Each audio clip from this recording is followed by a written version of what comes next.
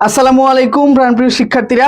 আবার তোমাদের সাথে চলে আসলাম। এখন আমাদের English first paper marathon class 3, অর্থাৎ এখন আমরা 3 নম্বর ক্লাসে চলে আসছি এবং প্যাসেজ ক্লাস 2। একটু আগে আমরা প্যাসেজ ক্লাস 1 নিয়েছি, যেখানে আমরা 8টা প্যাসেজ প্রায় আমরা দেখিয়ে দিয়েছি এবং সেগুলো পড়িয়েছি। এখন আমরা বাকি আরো 6 থেকে 7টা প্যাসেজ ইনশাল্লাহ সুন্দর করে পড়ে নিব।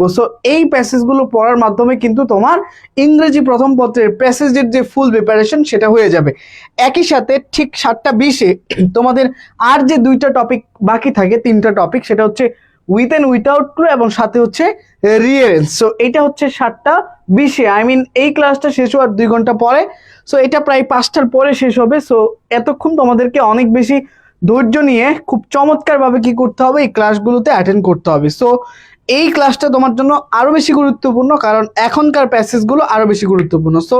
যারা যুক্ত হয়েছো তারা একটু বাকিদেরকেও মেনশন দিয়ে দাও, যাতে করে বাকিরাও ক্লাসে যুক্ত হয়ে যেতে পারে এবং সবাই একসাথে যুক্ত হইলে আমরা ক্লাসটা শুরু করবো ইনশাল্লাহ।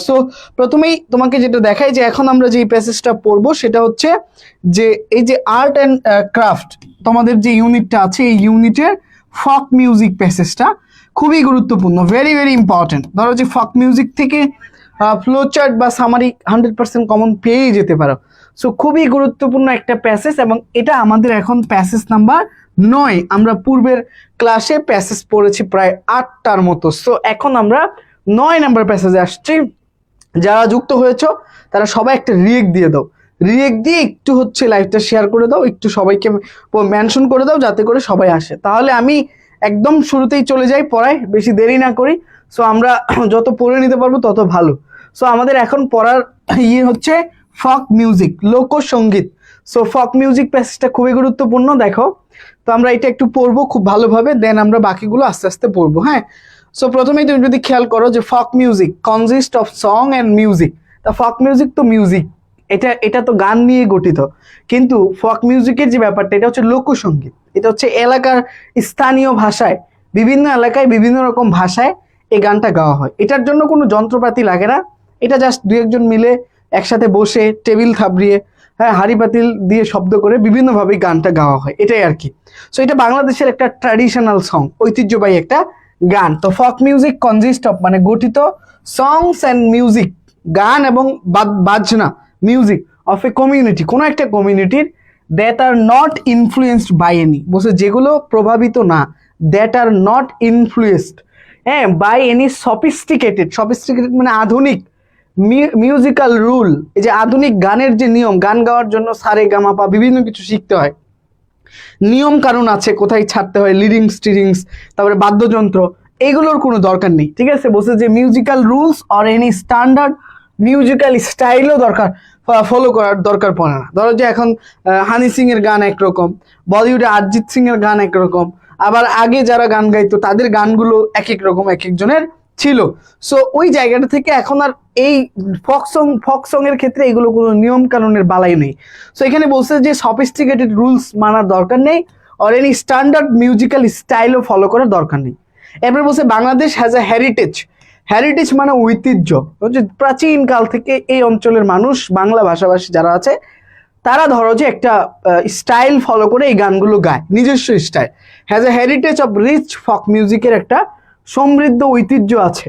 বলছে হুইচ ইনক্লুডস, বলছে যেটার মধ্যে অন্তর্ভুক্ত রয়েছে রিলিজিয়াস অ্যান্ড সেকুলার সং, ধর্মীয় অথবা ধর্মনিরপেক্ষ, 2 ধরনের গানই এটার অন্তর্ভুক্ত। কোনোটা ধর্মীয় গান, কোনোটা ধর্ম নিরপেক্ষ, জাতি বর্ণ নির্বিশেষে সবকিছুকেই প্রেজেন্ট করে। এরপরে বলছে দেখো, ফক music may be described as the music of ancient time. বলছে ফক মিউজিককে এভাবেও বর্ণনা করা যেতে পারে, ডিসক্রাইব করা যেতে পারে যে the music of ancient time মানে প্রাচীন কালের গান, নিয়ম কারো। বলছে দ্যাট স্প্রাং, হ্যাঁ, বলছে যেটা স্প্রাং হয় মানে প্রস্ফুটিত হয়, মানে স্ফুলিঙ্গের মতো বেরিয়ে আসে, স্প্রাং from the heart of a community, কোনো একটা কমিউনিটির মানুষের অন্তরের অন্তঃস্থল থেকে। এটার জন্য কোনো রুলস টুলস লাগে না, অটোমেটিক্যালি গান গাওয়া হয়। হ্যাঁ, মনের ভিতর থেকে একটা কমিউনিটির মানুষের স্টাইল এটা আর কি, based on their natural style of, হ্যাঁ, এক্সপ্রেশন। বলছে এটা একেবারে খুবই প্রাকৃতিক, স্টাইলটা হচ্ছে ন্যাচারাল, মন থেকে আস্তে আস্তে গানগুলো এরকম। ওই যে আগে কি সুন্দর দিন কাটাইতাম, হ্যাঁ, হিন্দু বাড়িতে একটা গান আছে না, ওইরকম। সো ধরো যে এগুলো এমনিতেই আসে মন থেকে, বলছে আনইনফ্লুয়েন্স। ইনফ্লুয়েন্স মানে প্রভাবিত না, একেবারেই uninfluence by the tone of musical classical music, আধুনিক মিউজিকের দ্বারা এটা প্রভাবিত না। এটা বাদ্যযন্ত্রও লাগে না, ওই যে বলছি হাড়ি পাতিলে শব্দ করেও বাজানো যায়, টেবিল থাবড়ায় ওই গানটা গাওয়া যায়। আর মডার্ন পপুলার সং অথবা আধুনিক যুগে যেগুলো পপুলার ফেমাস যে গানগুলো আছে এই গানগুলোকেও এটা ফলো করে না।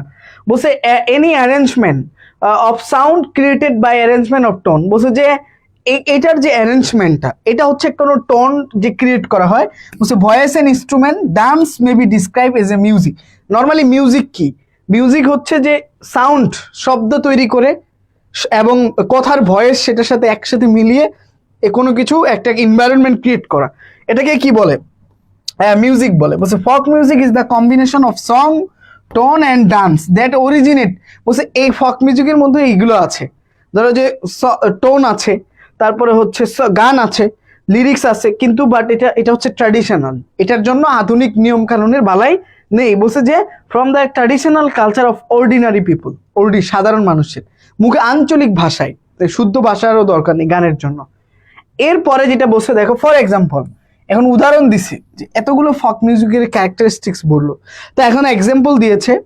এক্সাম্পলে বলেছে যে বাউল সং, বাউল গান তো তোমরা চিনো এরকম, আর এ কম্বিনেশন অফ টোন, যে বাউল সনের মধ্যে কি আছে? টিউন আছে, যেটা আমরা বলি টিউন বলি, টোন বলি, মিউজিক অ্যান্ড হচ্ছে ডান্স, এগুলো আছে। বলছে that R associated with the Baul tradition. Associated মানে সম্পৃক্ত, বাউল ট্র্যাডিশনের সাথে সম্পৃক্ত। হ্যাঁ, বলছে ইন বেঙ্গল, বলছে বাংলা অঞ্চলে, আই মিন আমাদের যে বাংলা অঞ্চল সেটাতে। বলছে folk music has the following characteristics. Folk মিউজিকের এই যে বৈশিষ্ট্যগুলো আছে, এখন এখানে একটা গুরুত্বপূর্ণ পয়েন্ট যেটা তোমাকে জানতে হবে, সেটা হচ্ছে এখান থেকে ফ্লোচার্ট আসতে পারে, যে write a flowchart showing the characteristics of folk music. Flowchart যদি আসে, খুবই ইম্পর্টেন্ট ব্যাপারটা হচ্ছে যে এই যে ফক মিউজিকের ক্যারেক্টারিস্টিক্সগুলো দেওয়া আছে, প্রশ্নে এইটুকু দেওয়া থাকবে প্যাসেজ, ওখানে বলবে বেসড অন ইউর রিডিং, হ্যাঁ, make a flowchart showing the characteristics of folk music, one has been done for you. So এখানে দেখো এক নম্বরে আসছে it is composed by rural folk, বলছে এটা হচ্ছে গ্রামীণ লোকসঙ্গীত দ্বারা গঠিত। তারপরে বলছে on the basis of ancient rules, প্রাচীন নিয়ম কানুনের উপর বেস করে। কিসের উপর বেস করে? প্রাচীন নিয়ম কানুনের উপর বেস করে। অন দ্য বেসিস অফ, দেখো খেয়াল করো তোমরা এখনো যারা শেয়ার করো নাই, ঠিক আছে, একটু শেয়ার করে দাও, অনেকে আসে নাই মনে হয় এখনো, একটু রিয়েক্ট করে দাও, একটু রিয়েক্ট করে একটু শেয়ার করে দাও যাতে সবাই চলে আসে। হ্যাঁ, সো দেখো এটা খুবই গুরুত্বপূর্ণ। তাই বলছে this ancient rules of music. এরপরে এক নম্বর বৈশিষ্ট্য এটা, যে এটা বলছে অ্যানশিয়ান রুলস ট্রান্সমিটেড ওরালি, প্রাচীন যে নিয়ম কানুনগুলো, বিধিবিধানগুলো, এগুলো মৌখিকভাবে জাস্ট উচ্চারণ করা হয় এটা। এরপরে বলছে this ancient rules of music have not been influence by classical or modern music. যে এই যে this ancient rules of music, এই যে ফক সং এর যে রুলসগুলো, এগুলো আধুনিক কোনো হানি সিং এর বিভিন্ন গানের যে বাজনা, টোন, নিয়ম কানুন, এগুলোকে ফলো করে না, এগুলোর বাইরে, মানে আই মিন এটা একেবারে ইউনিক, এই যে ক্লাসিক্যাল আর মডার্ন মিউজিককে ফলো করে না। এরপরে 3 নম্বরে বলছে folk music May be sung in groups or individually. এটা গ্রুপ নিয়ে গাওয়া হইতে পারে, অথবা কেউ একা একাও গাওয়া যায়, ইন্ডিভিজুয়ালি মানে গ্রুপেও গাওয়া হয় অথবা একা একাও গাওয়া হতে পারে। তারপরে নো রেগুলার প্র্যাকটিস, কোনো নিয়মিত এটার জন্য যে একেবারে গান প্রত্যেকদিন প্র্যাকটিস করতে হবে বাট এমন না, এটার জন্য কোনো প্র্যাকটিসের দরকার নেই ফর ফক মিউজিক। এরপরে 5 নম্বরে বলছি ইট ইজ কম্পোজড অ্যান্ড পারফর্মড। বলছে যে এটা কম্পোস্ট মানে এটা গঠিত হয় বা গানগুলো লেখা হয়, পারফর্ম করা হয় বাই ইলিটারেট, অধিকাংশ ক্ষেত্রে যারা অশিক্ষিত মানে লেখাপড়া করে না, ইলিটারেট অথবা অর্ধশিক্ষিত, সেমি ইলিটারেট পিপল। তাহলে by illiterate or semi illiterate people, এদের দ্বারা ওই গানটা গাওয়া হয়। তারপরে এরপর বলছি ইট ইস এ স্পন্টেনিয়াস, এটা হচ্ছে স্বতঃস্ফূর্ত, স্পন্টেনিয়াস মানে একেবারে তোমার ইচ্ছার বাইরে, মনের ভিতর থেকে যেটা আসে। ইট ইস এ স্পন্টেনিয়াস এক্সপ্রেশন মানে প্রকাশ, অফ ফিলিং অনুভূতির প্রকাশ, অ্যান্ড থটস চিন্তার প্রকাশ, ইন ইজি ল্যাঙ্গুয়েজ, বলছে যে একেবারে সহজ ভাষায় মনের ভিতরের অনুভূতি এবং চিন্তার সহজ প্রকাশ। লোকাল ডায়ালেক্ট স্থানীয় ভাষা, ডায়ালেক্ট একেবারে লোকাল যে ওয়ার্ডগুলো সেগুলোকে ব্যবহার করে। সিম্পল টিউন, একেবারে খুবই সাদামাটা শব্দ, টেবিলে শব্দ করে। এরপরে 7 নম্বরে বলছে বোথ ওয়ার্ডস অ্যান্ড টিউন আর আপিলিং, বলছে শব্দগুলো মানে গানের যে শব্দগুলো টিউনগুলো এগুলো খুবই আপিলিং, মানে খুবই আকর্ষণীয়, অ্যাটাক করার মতো, মানুষের হৃদয় অ্যাটাক করার মতো। এরপর বলছে ডিসপাইট ইটস ইউনিভার্সাল আপিল, বলছে এটার ইউনিভার্সাল আপিল মানে সর্বজনীন গ্রহণযোগ্যতা আছে। হ্যাঁ, ধর সব জায়গায় এটা accepted. It uses local dialect, ধরো যে এটা স্থানীয় ভাষা ব্যবহার করে। ওই যে একটা গান ভাইরাল হয়েছিল সিলেটি ভাষায়, দামান বউ দামান বউ, সো লাইক দিস, ওই যে ওদের ভাষায়, কিন্তু গানটা সবারই খুব ভালো লাগছে, ইউনিভার্সাল, সবার পছন্দ হয়ে গেছে, বাট গানটা কিন্তু সিলেটি ভাষায়। এরপর বলছে ইট ডিপেন্ডস আপন নেচার, এটা প্রকৃতির উপর নির্ভর করে, অ্যান্ড দ্য রুরাল এনভায়রনমেন্ট, গ্রামীণ পরিবেশের উপরে। ইট ইজ অ্যান, বলছে এরপরে 10 নম্বরে বলছে যে it is an explicit manifestation. Explicit মানে কি, একেবারে স্বতঃস্ফূর্ত, ওই যে spontaneous, spontaneous, it is a explicit manifestation. খেয়াল করে দেখো, হ্যাঁ এই যারা এখনো শেয়ার করো নাই তারা একটু শেয়ার করো, রিয়েক্ট করো নাই অনেক, একটু শেয়ার রিয়েক্ট করো, ঠিক আছে? অনেক সময় ক্লাস করতে হবে, কিন্তু দেখো অনেকটা সময় নিয়ে ধৈর্য নিয়ে ক্লাস করতে হবে, ঠিক আছে? সো দেখো তোমরা একটু কাজ করতে পারো, একটু শেয়ার করতে পারো, একটু রিয়েক্ট দিতে পারো। দেখো প্যাসেজগুলো আমরা পড়ি, এরপরে খেয়াল করে দেখো, এরপরে এখনো অনেকে শেয়ার করো না, একটু শেয়ার করো, হ্যাঁ শেয়ার করো। তারপরে দেখো তাহলে বলছে এক্সপ্লিসিট ম্যানিফেস্টেশন, ম্যানিফেস্টেশন মানে প্রকাশ, ইস্তেহার অফ জয়, আনন্দ এবং দুঃখের অফ ডেইলি লাইফ, মানে দৈনন্দিন জীবনের দুঃখ কষ্টগুলো ওইখানে প্রকাশ পায়। এরপর বলছে it uses simple and natural rhythm, বলছে এটা খুবই স্বাভাবিক প্রাকৃতিক রিদম ছন্দ ব্যবহার করে। বলছে and it contain I strong emotive, এবং এটা ধারণ করে, কন্টেইন আই স্ট্রং মানে খুবই শক্তিশালী, ইমোটিভ এক্সপ্রেশন, আবেগিক এক্সপ্রেশনকে ধারণ করে, ঠিক আছে? Of human love and separation, মানুষের ভালোবাসা এবং বিচ্ছেদের গান, ছেঁকা খাওয়া গান তোমরা বলো সহজ কথায়। তারপর হচ্ছে ভালোবাসা, রোমান্টিক গান, এগুলোকে ধারণ করে, এই গানের শব্দগুলো এমন হয়। এরপর বলছে ইন বাংলাদেশ ফক মিউজিক হ্যাজ গ্রেট ভেরিটি, বাংলাদেশের ফক মিউজিকের বিভিন্ন বৈচিত্র্যতা আছে। বলছে with song composed on culture, বলছে এই সংগুলো, বাংলাদেশের যে গানগুলো, এগুলো বাংলাদেশের সংস্কৃতি, ফেস্টিভ্যাল, উৎসব, ভিউস অফ লাইফ, জীবন দর্শন, ন্যাচারাল বিউটি, প্রাকৃতিক সৌন্দর্য, রিভার্স, নদী, and rural and river in life, গ্রামীণ এবং নদীমাতৃক জীবন নিয়ে। বলছে this song are also about social inequality, এই গানগুলো সামাজিক ইনইকুয়ালিটি, বৈষম্য মানে বৈসাদৃশ্য বলে, সামাজিক বৈষম্য এবং পোভার্টি, দারিদ্রতা নিয়ে, অ্যাবাউট দ্য ম্যাটেরিয়াল ওয়ার্ল্ড, হ্যাঁ material world and the super natural, মানে এই যে অতি প্রাকৃতিক বিষয়গুলো নিয়ে, বস্তু জগৎ নিয়ে এই গানগুলো। এর বলছে mystical song have been composed using the metaphor, বলছে মিস্টিক্যাল পৌরাণিক যে গানগুলো, অতীত থেকে যে গানগুলো গাওয়া হয়েছে, হ্যাভ বিন কম্পোজড তৈরি করা হয়েছে, using the metaphor of river and boat, নদী এবং নৌকা, এই দুইটার উপর বেস করেই এই গানগুলোকে বেশিরভাগ সময় লেখা হয়ে থাকে। Since the country is basically, যেহেতু বাংলাদেশ মূলত নদীমাতৃক দেশ, দ্য ভাটিয়ালি ফর্ম, ভাটিয়ালি গান an important genre of folk music, genre মানে প্রকার, ধরন, যে ভাটিয়ালি হচ্ছে একটা গুরুত্বপূর্ণ এক ধরনের গান। এর বলছে nature plays a role in providing the, বলছে নেচার একটা গুরুত্বপূর্ণ ভূমিকা পালন করে, ইন প্রোভাইডিং দ্য কন্টেন্ট, গানের কন্টেন্ট, গানগুলো কেমন হবে, অ্যান্ড রিদম, ছন্দগুলো কেমন হবে, এগুলো দেওয়ার ক্ষেত্রে প্রকৃতি থেকেই মানুষ বুঝে বুঝে গান গান লিখে ছন্দ তৈরি করে। বলছে প্রকৃতি হচ্ছে একটা গুরুত্বপূর্ণ সোর্স এই গানগুলোর। এরপরে দেখো the folk music of Bangladesh varies from region to region, আবার বলছে বাংলাদেশের ফক মিউজিক অঞ্চল থেকে অঞ্চলে আবার আলাদা, ভেরিটি, ডিফারেন্ট। ওই যে বলছে সিলেটি ভাষায় একটা দামান বউ গান ভাইরাল হয়েছিল। তারপর reflecting changes in the natural environment, এবং এটা প্রাকৃতিক এনভায়রনমেন্টের যে পরিবর্তনটা সেটার একটা রিফ্লেকশন, প্রতিফলন। বলছে and the dialect people use, বলছে যে মানুষ এবং মানুষ স্থানীয় উপভাষা মানে যার যার এলাকার ভাষা ব্যবহার করে। বলছে দাস, হ্যাঁ বলছে দেয়ার আর দ্য নর্দার্ন ভাওয়াইয়া, যেমন উত্তরাঞ্চলের ভাওয়াইয়া গান, তারপর হচ্ছে দ্য ইয়েস্টার্ন পূর্ব দিকের পূর্বাঞ্চলের ভাটিয়ালি, অ্যান্ড দ্য সাউথ ওয়েস্টার্ন এবং দক্ষিণ পশ্চিম অঞ্চলের বাউল গান। এই গানগুলো এই অঞ্চলগুলোতে ফেমাস, এই অঞ্চলগুলোতে ফেমাস। তো যারা এখনো ওকে, যারা এখনো ইয়ে করো নাই, শেয়ার করো না, একটু শেয়ার করো, ঠিক আছে? আন্দোলন একটু শেয়ার করে দিও, ঠিক আছে? শেয়ারের আন্দোলন করো, একটু রিয়েক্ট দাও। এরপরে বসে দেখো দ্য কালচার, সংস্কৃতি and the lifestyle of the different ethnic minorities. Ethnic মানে কি? ক্ষুদ্র জাতিসত্তা, চাকমা, মারমা, মাইনরিটি মানে সংখ্যালঘিষ্ঠ, মানে সংখ্যালঘিষ্ঠ ক্ষুদ্র জাতিসত্তা যারা আছে, ক্ষুদ্র জাতি। হ্যাঁ, বলছে সাচ অ্যাজ চাকমা, এই যে Manipuri, Santal, Tripura have also influence folk music. বলছে তারাও কি করেছে? ফক মিউজিককে ইনফ্লুয়েন্স করেছে। তাদের ভাষাতেও কিন্তু তাদের নিজস্ব কি আছে? গান আছে না? তাহলে গান আছে। দেখো অনেকগুলো প্যাসেজ গুরুত্বপূর্ণ, এখন তোমাকে যেই প্যাসেজগুলো পড়াই দিব এগুলো অনেক গুরুত্বপূর্ণ। এরপর এডুকেশন অ্যান্ড টেকনোলজি আছে, ড্রিমস আছে, ওয়াটার আছে, যে ব্রজেন দাস আছে, যেই প্যাসেজগুলো সব থেকে গুরুত্বপূর্ণ ওইগুলো এখন আসছে। তো তোমরা একটু শেয়ার রিয়েক্ট করো।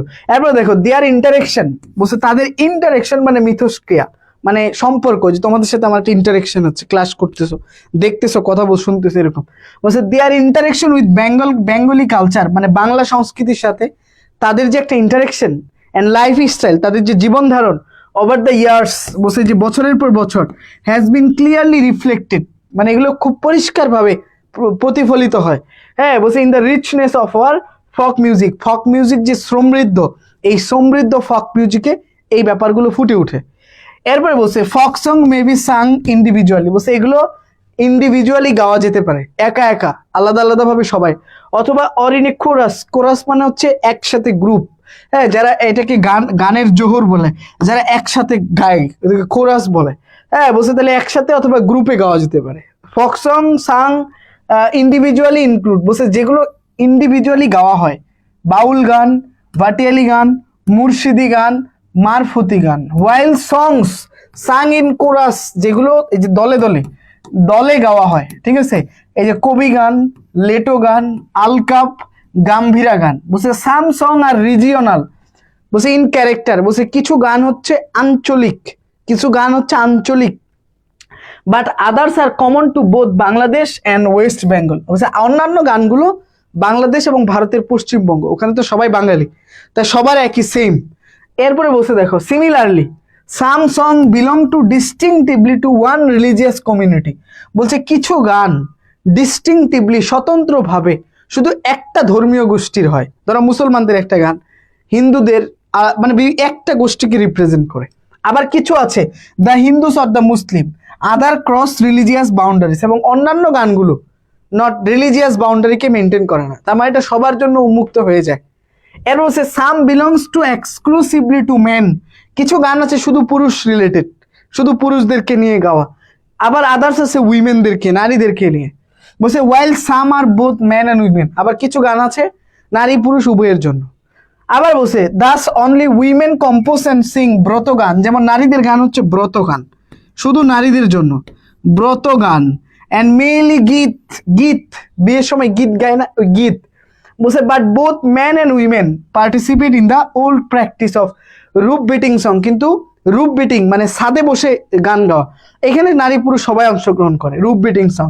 বলছে that are song while beating down and farming the roof tops, মানে হচ্ছে ছাদে গাছ লাগানোর সময় বা গাছ লাগাই গাছের পরিচর্যা করতে করতে ফাঁকে ফাঁকে একসাথে বসে গান টান গাওয়া, বুঝতে রুপ বিটিং সং। ওকে, এগুলো এগুলো খুবই গুরুত্বপূর্ণ, খুবই গুরুত্বপূর্ণ। এখন আমরা এই প্যাসেজটার এই যে ভোকাবুলারি গুলো আছে তোমরা পড়বা, এখানে কিছু এমসিকিউ আছে।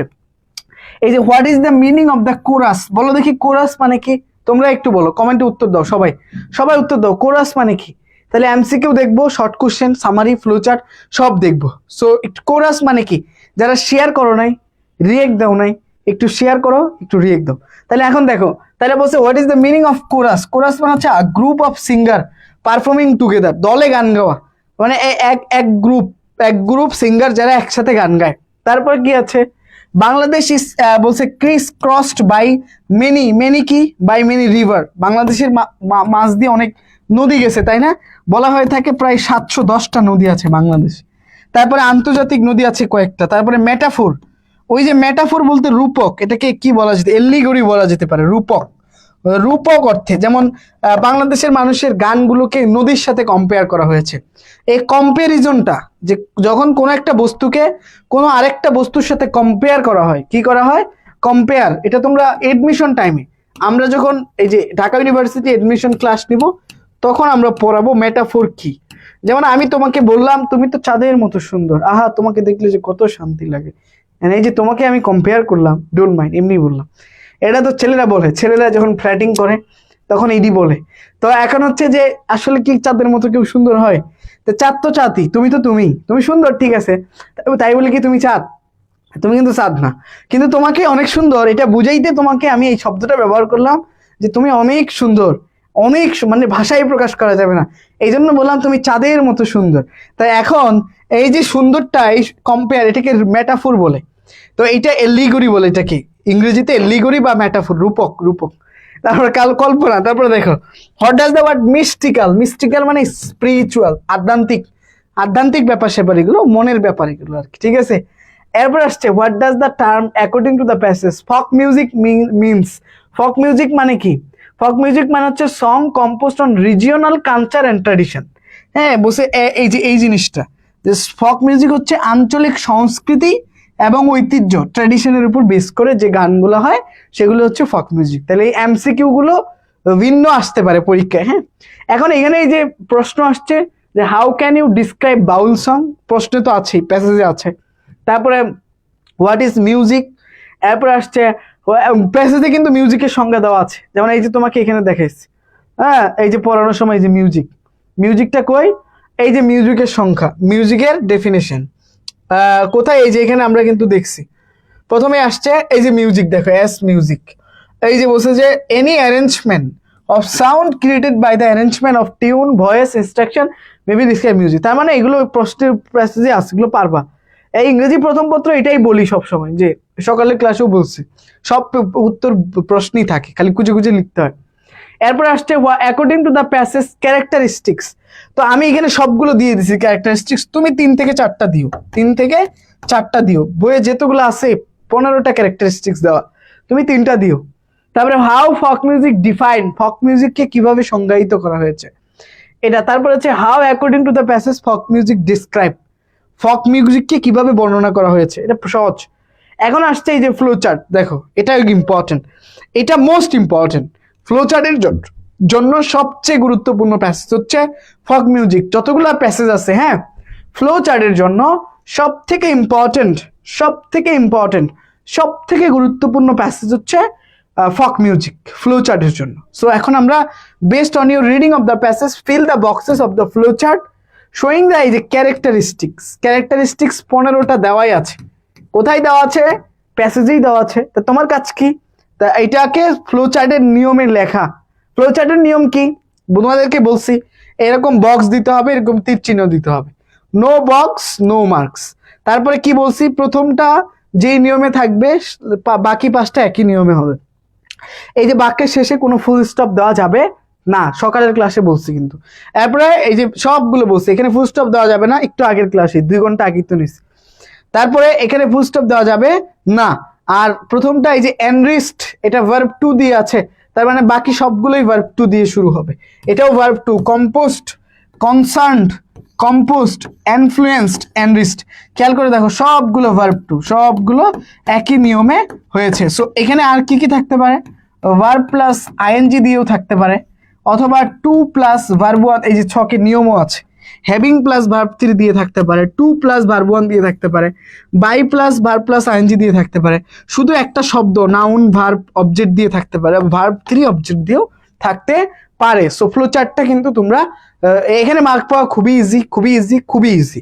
সো এটা কিন্তু সবসময় মাথায় রাখবা। আর সামারিটাও এখান থেকে আসার সম্ভাবনা আছে, যে write a summary of the passage in your own words, এই যে নিজের ভাষায় লিখতে হবে, প্যাসেজ থেকে বাক্য কপি করা যাবে না। এটাও কিন্তু নিয়ম শিখেছি তোমাদেরকে, বাক্য কপি, শব্দ নিতে পারবা কিন্তু বাক্য কপি করা যাবে যাবে না। আই মিন তুমি কি নিতে পারবা, শুধু শব্দগুলো নিতে পারবা, কিন্তু কোনো বাক্য কপি করতে পারবা না হুবহু।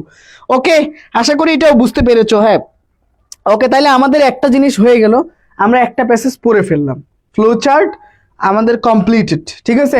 ইয়া, ফক মিউজিক শেষ। এখন আমরা আরেকটা প্যাসেজে যাব, আরেকটা গুরুত্বপূর্ণ প্যাসেজে যাব।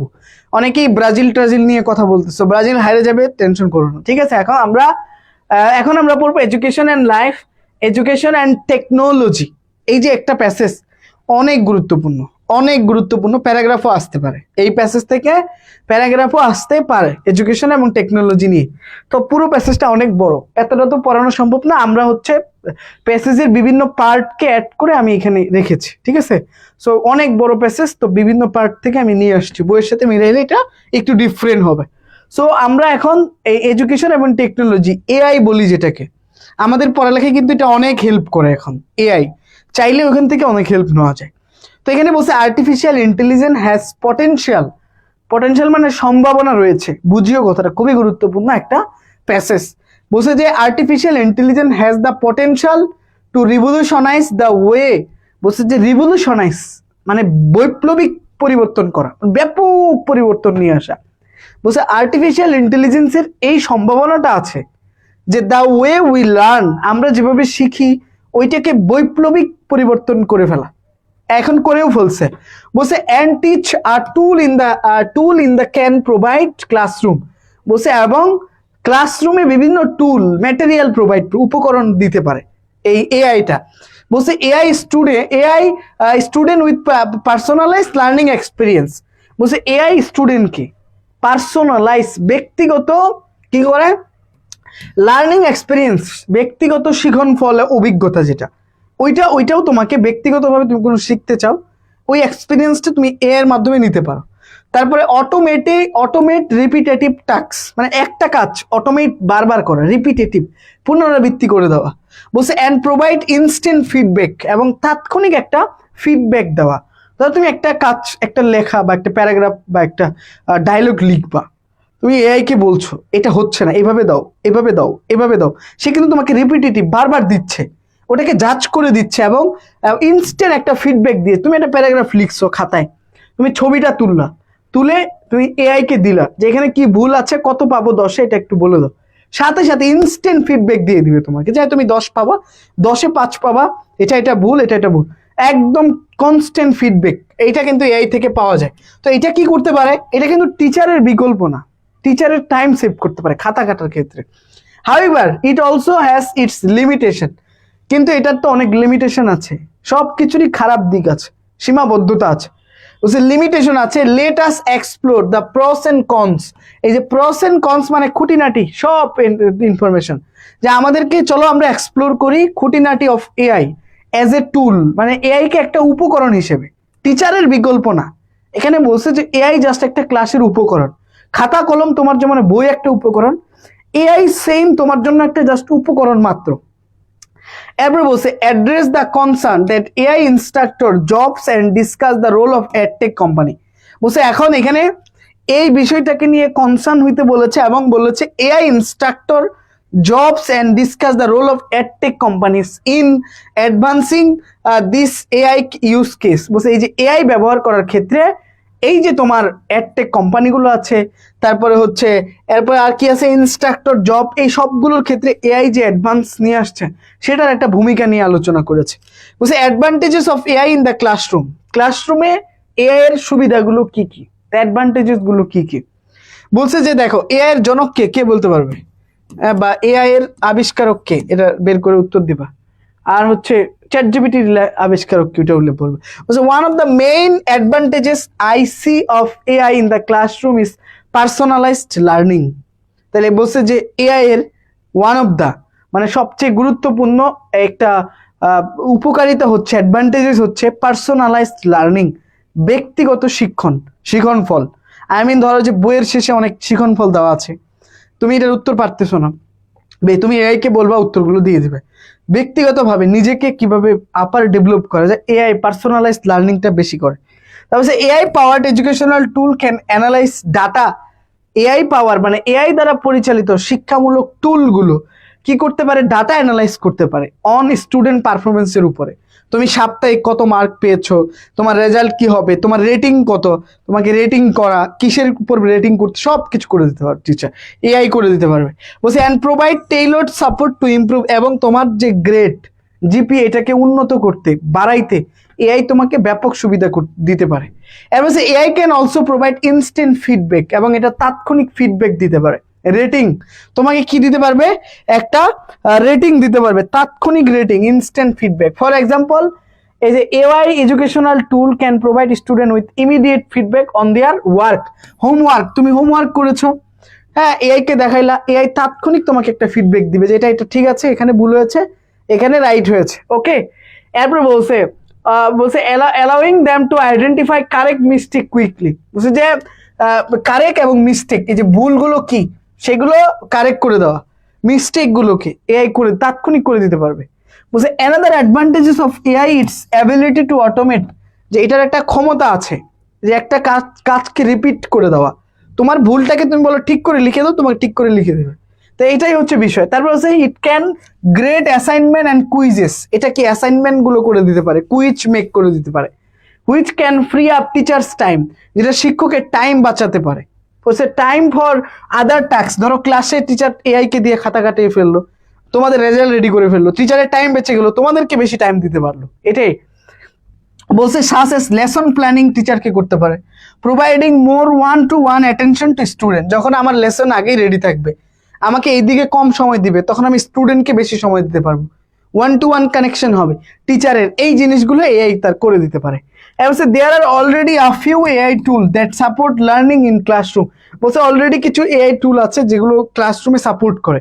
তারপর দেখো অর ওয়ার্ক প্লেস কনটেক্সট, অথবা কাজের ক্ষেত্রেও সহায়তা করতে পারে। ফর এক্সাম্পল এই যে একটা নাম দিছে Ahura, Ahura is an AI কি লিখছে এটা, down side and challenges of AI in the classroom. ঠিক আছে, তাহলে এখন বলছে যে এরকম একটা এআই এর নাম দিছে আহুরা। এরপর বলছে দেখো some teachers and instruction may see AI as a threat. কিছু টিচার এবং কিছু ইনস্ট্রাক্টরস এআই কে তারা তাদের চাকরির থ্রেট হিসেবে দেখতেছে, এটা আসলে আমাদের চাকরি চলে যেতে পারে বা আমরা বিপদের মুখে পড়তে পারি। কিন্তু এটা তো একটা আশীর্বাদ, এটা আসছে মানে আমাদের পড়ানোর স্টাইলেও বৈপ্লবিক পরিবর্তন আসতে পারে। তাইলে বলছে যে দেয়ার জবস, বলছে believing it will automate their task and make their redundant. বলছে এটা তাদের টাস্ক মানে কাজগুলোকে অটোমেট করে দিবে, রিডান্ডেন্ট গুলোকে বের করে ঠিক করে দিবে, এটা তো ভালো। But it is important to note that, যে এটা মনে রাখতে হবে যে AI is not meant to replace teacher, AI টিচারের রিপ্লেসমেন্ট না। তুমি যদি মনে করো আমি নিজেই এআই দিয়ে বুঝবো, এটা কিন্তু হবে না, টিচার থাকতে হবে। তবে টিচারকে মানে এই যে ডকুমেন্টারি, যে ডকুমেন্ট বানাইতে, ম্যাটেরিয়ালস তৈরি করতে হেল্প করতে পারে। হ্যাঁ বলছে replace the teacher but rather two assist, মানে সহযোগিতা করা, দ্যাম ইন দেয়ার ওয়ার্ক, শুধু কাজে তাদের কাজে সহযোগিতা করতে পারে। কিন্তু আমি টিচারের সাথে যেভাবে ইন্টারেকশন হবে এআই এর সাথে তো সেটা হবে না। তাহলে এআই কিন্তু টিচারের কিনা, টিচারের রিপ্লেসমেন্ট না, বুঝতে হবে টিচারের হেল্পিং হ্যান্ড, অ্যাসিস্ট। এরপর দেখো AI is a tool and should be, দেখো যদি প্যারাগ্রাফ আসে এআই নিয়ে, তো তুমি কিন্তু এটা প্যাসেজটা শুনতেছো না, তাহলে তুমি কিন্তু লিখতে পারবা, মনোযোগ দিয়ে শুনবা, তাহলে তোমার লিখতে হেল্প হবে, ভালোভাবে লিখতে পারবা, শুনো। তারপর দেখো AI is a tool and should be develop, আসার সম্ভাবনা বেশি প্যারাগ্রাফ। হ্যাঁ AI is a tool and should be develop, বলছে এআই একটা, এখন থেকে বুঝতে হবে যে এআই হচ্ছে একটা উপকরণ এবং এটাকে ডেভেলপ করতে হবে অ্যান্ড ইউজড অ্যাজ সাচ, এবং এভাবে ব্যবহার করতে হবে, মানে ভালো দিকগুলো। বলছে there are also negative to consider, negative side তো আছেই। বলছে of one of which is cost developing and implementing, মানে এটা অনেক বেশি দাম। এই যে এটা ধরো একটা বোর্ড, এখানে যদি এআইটি, এটা একটা টেকনোলজি না, এটার দাম তো অনেক, 3-4 লাখ টাকা। তাই এখন এটা কি সবাই কিনতে পারবে না। তো এই যে এআই রিলেটেড যে টুলস গুলো আছে বা যেগুলো অনেক আপার সার্ভিস দেয়, তো এটা একটা টেকনোলজি, এটা এআই এর টুল না, আমি এমনি বললাম আর কি। তো ওইগুলো ধরো যে তোমার কি অনেক দামি আর কি, হাই কস্টলি, হ্যাঁ বাবা কস্টলি অনেক। তারপর বলছে AI part tool, the role of edtech company. এখন বলছে যে এআই কে ডেভেলপ করতে অ্যাডটেক কোম্পানিগুলো, এই যে আমাদের মতো কোম্পানিগুলো যারা আছে বা যারা অ্যাডটেক প্ল্যাটফর্ম গুলো নিয়ে কাজ করে, তাদের ভূমিকা কি। বলছে edtech company play crucial role, এই যে যারা এই বোর্ডটা বানাইছে বা যারা এগুলো বিক্রি করে, তাদের একটা কোম্পানি আছে না, এই কোম্পানিগুলো play crucial role in advancing, তারা সবচেয়ে গুরুত্বপূর্ণ ভূমিকা পালন করতে পারে এআই কে অ্যাডভান্স করতে ইন দ্য ক্লাসরুম এবং এনশিওরিং দ্যাট, বলছে যে এবং নিশ্চিত করতে পারে যে it is used ethically responsible, এটাকে নৈতিকতার সাথে ব্যবহার করা। আমরা যদি এটাকে আনইথিক্যালি ব্যবহার করি এআই কে, তাহলে এটা তো আমাদের জন্য ভালো হবে না।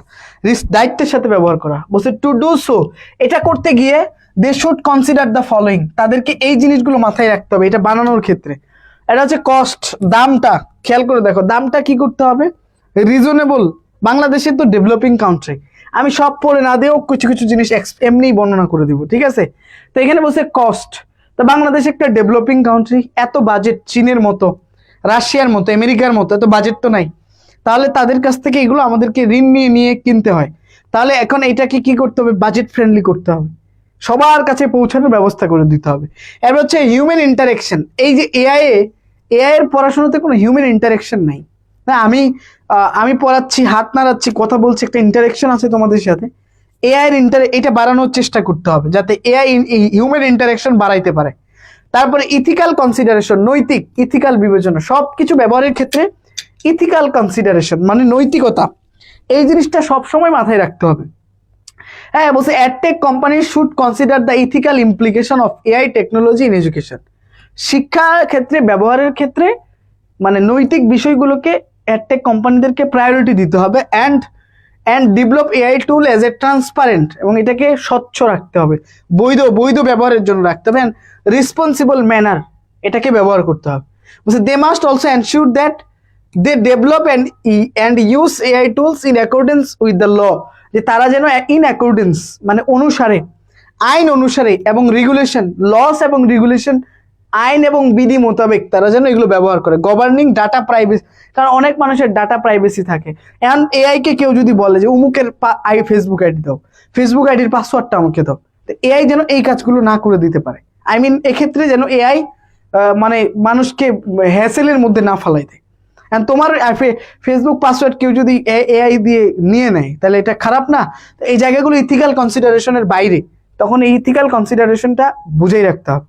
এর মধ্যে গভর্নিং ডাটা প্রাইভেসি সিকিউরিটি, এরপরে ইন্টেলেকচুয়াল প্রপার্টি, ধরো যে অন্যের লেখা চুরি করে দেওয়া, এআই তোমাকে একজনের লেখা দিছে, রেফারেন্স মেনশন করে না যে এই লেখাটা অমুকের, তাহলে চুরি হইলো না? আরেকজনের লেখা তুমি চালাই দিচ্ছ তোমার নামে, তাহলে এইটা যেন না হয়। এরপরে in conclusion, AI has the valuable potential, যে এআই এর খুবই মূল্যবান সম্ভাবনা রয়েছে to be addition to the ক্লাসরুমে এটা অ্যাডেড হওয়ার, বা তুমি বন্ধুর হোমওয়ার্ক এআই কে দিয়ে তোমার নামে নিয়ে নিলা, কেমন হইলো এটা, এরকম আর কি।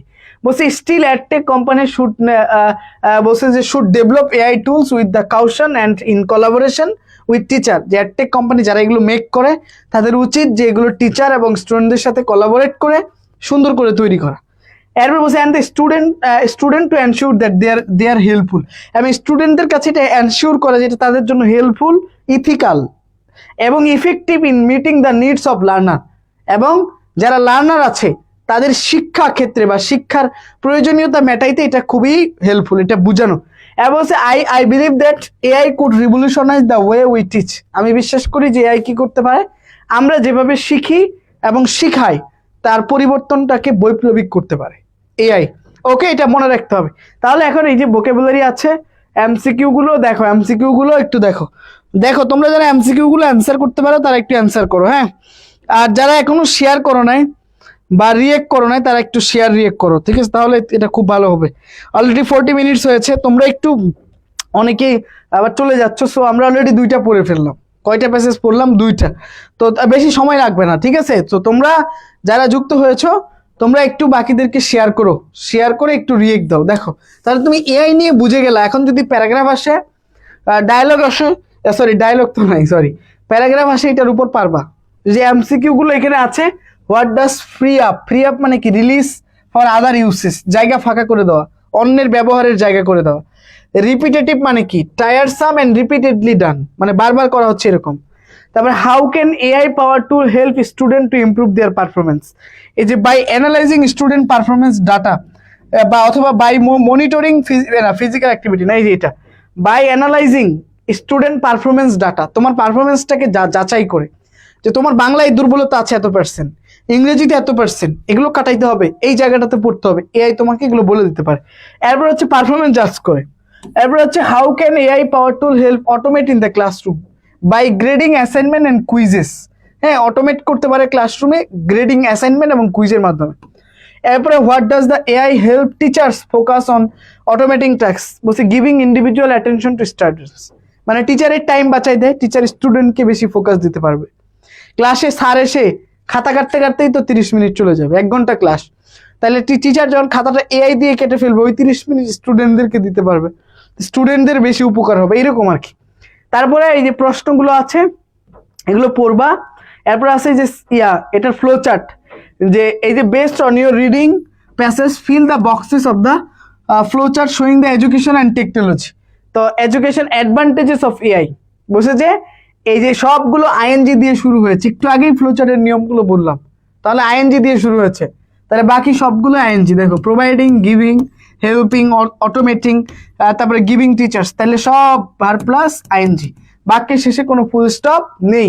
তার মানে একটা দেওয়া থাকবে, বাকি 5টা তোমাকে লিখতে হবে। অলরেডি অনেকবার বলেছি। সো ফ্লো চার্টটা তোমরা দেখছো, পাইছো, এই ফ্লো চার্টটা এভাবে পড়বা। এরপরে যেটা আছে সেটা হচ্ছে সামারি। সামারিটা সংক্ষেপে ছোট লিখবা, হয়ে গেল। নিজের ভাষায় লিখবা, কপি করবা না। তাহলে আমরা কয়টা প্যাসেজ পড়ে ফেললাম? 2টা। তাইলে আমরা 5-7টা প্যাসেজ তো পড়তেই পারি, তাই না? তাহলে আমরা 3 নম্বরে যাই। তোমরা পানি খাইলে একটু খেতে পারো, একটু টাইম নিতে হবে ক্লাস, এটা আরো গুরুত্বপূর্ণ, আরো বেশি গুরুত্বপূর্ণ। এটা আমি লিখে দিতে কয়টা স্টার দিতে চাই? আমি তো 5টা স্টার দিতে চাই। এই যে ব্রজেন দাস, আমি এটা 5টা স্টার দিয়ে দিলাম। মানে আমি বলবো না যে 100% নাও আসতে পারে, আমার কাছে মনে হচ্ছে অনেক ইম্পর্টেন্ট। ব্রজেন দাস, হয় সামারি আসবে, না হয় ফ্লোচার্ট আসবে, না হয় শর্ট কোশ্চেন এমসিকিউ আসবে।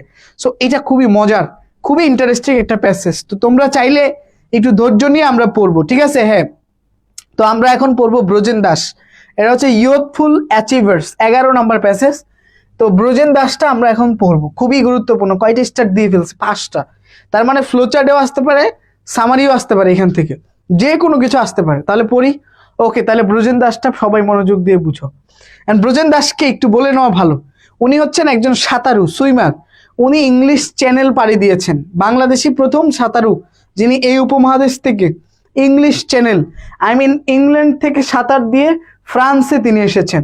প্রায় কত কিলোমিটার? ওইটা 18 বা 22 কিলোমিটার হবে। তো আমরা একটু দেখি, 22 কিলোমিটার রাস্তা তিনি সাঁতরে পাড়ি দিয়েছেন। আই থিঙ্ক আমরা দেখবো এখানে, আমি শিওর না। তারপর আমরা দেখি কত কিলোমিটার আসে।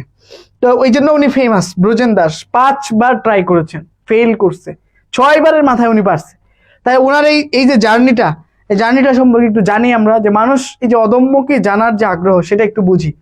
দেখো ব্রজেন দাস বলতেছে, মানে উনি জয় করার পরে উনি বলতেছে যে I could hear very faint voices, মানে আমি যেন as if coming from the other side of the world. উনি বলতেছে যে আমি যেন ক্ষীণ একটা আওয়াজ শুনতে পাচ্ছি, যে I could hear very faint, মানে একদম অস্পষ্ট একটা ভয়েস, যেন পৃথিবীর আরেক প্রান্ত থেকে আসতেছে। মানে উনি যখন আরেক দ্বীপে চলে গেছে, মানে পৌঁছায় যাচ্ছে, তখন উনি বলছে the time was about 4 in the morning, সময়টা ছিল প্রায় ভোর 4টা ইন দ্য মর্নিং, এবং ডেট ছিল সেপ্টেম্বর 22, 1961-এ। কখন? অনেক আগে, 1961-এ। বলছে আই ওয়াজ ফিলিং টায়ার্ড, স্বাভাবিকভাবেই আমি যেমন সকালে ক্লাস নিলাম, এরপরে এগুলো স্লাইড রেডি করলাম, আবার ক্লাস নিচ্ছে একটা, আমার কিন্তু ঘুম ঘুম টায়ার্ড লাগাটা খুব স্বাভাবিক। সো উনি এত সাঁতার পাড়ি দিয়েছে, এত রাস্তা পাড়ি দিয়েছে, যে I was feeling tired and my accompanying motor boat, accompanying মানে সঙ্গ দেওয়া, উনাকে যিনি সঙ্গ দিচ্ছিল, তো উনি তো মারা যেতে পারে সাগরে, তাই না? তো একটা মোটর বোট মানে পর্যবেক্ষণ করতে হবে না, এটা একটা রেকর্ড হবে, রেকর্ডটা তো পর্যবেক্ষণ করবে, তো পর্যবেক্ষণকারী মোটর বোট ক্যারিং মাই ম্যানেজার, ওখানে তার ম্যানেজার ছিল কাজী মোহাম্মদ আলী। কাজী মোহাম্মদ আলী স্কিপার লেন, জাহাজের স্কিপার, জাহাজকে করে যারা কন্ট্রোল করে। হ্যাঁ, বলছে হুচিনসন অ্যান্ড দ্য অফিসিয়াল অবজারভার, এবং তাকে যে অফিসিয়ালি অবজার্ভ করতেছিল মিস্টার J.U. উড, উনিও ছিল ওই মোটর বোর্ডে। বুঝিও, খুবই কিন্তু ইন্টারেস্টিং একটা গল্প। আমরা এটা একটু মনোযোগ দিয়ে পড়বো, ঠিক আছে? তো আমরা এটা কি করবো, একটু মনোযোগ দিয়ে পড়বো, যে তাইলে ব্রজেন দাসের এই গল্পটা একটু মনোযোগ দিয়ে পড়বো, যে official observer mister J.U. Wood. So সকালের অনেক স্টুডেন্ট কিন্তু এখন নাই, হোপদের তারা ঘুমাচ্ছে, তারপরে ঘুম থেকে ডিস্টার্ব দিতে চাই না, তারপরে মেনশন দাও, সমানে মেনশন দাও। তাহলে তার ম্যানেজাররা ওখানে ছিল, বলছে দে ওয়ার অল পয়েন্টিং, বলছে তারা সবাই, মানে ব্রজেন দাসকে উনি যখন সাঁতরে যাচ্ছে, সবাই তাকে পয়েন্টিং, নির্দেশনা দিচ্ছিল, মানে দেখাই দিচ্ছিল যে আপনি প্রায় চলে আসছেন, মানে আপনি যদি আরেকটু থাকেন তাহলে একটা ওয়ার্ল্ড রেকর্ড হতে যাচ্ছে, ইংলিশ চ্যানেল পাড়ি দিতে যাচ্ছে সে। ভাবা যায়? চিন্তা করো। বলছে যে পয়েন্টিং টুয়ার্ডস দ্য ক্যান্ট শোর, মানে ক্যান্ট এটা একটা তীর, মানে তিনি যেখান থেকে সাঁতার দিয়েছেন তার অপোজিট যেখানে তিনি যাবেন, ওই 20-22 কিলোমিটার আই থিঙ্ক। বলছে can't Shorey, as I looked up, যখনই আমি একটু তাকাইলাম, হ্যাঁ, আই কুড সি ফ্ল্যাশেস, আমি আলো দেখতে পারলাম, আলো দেখতে পারলাম।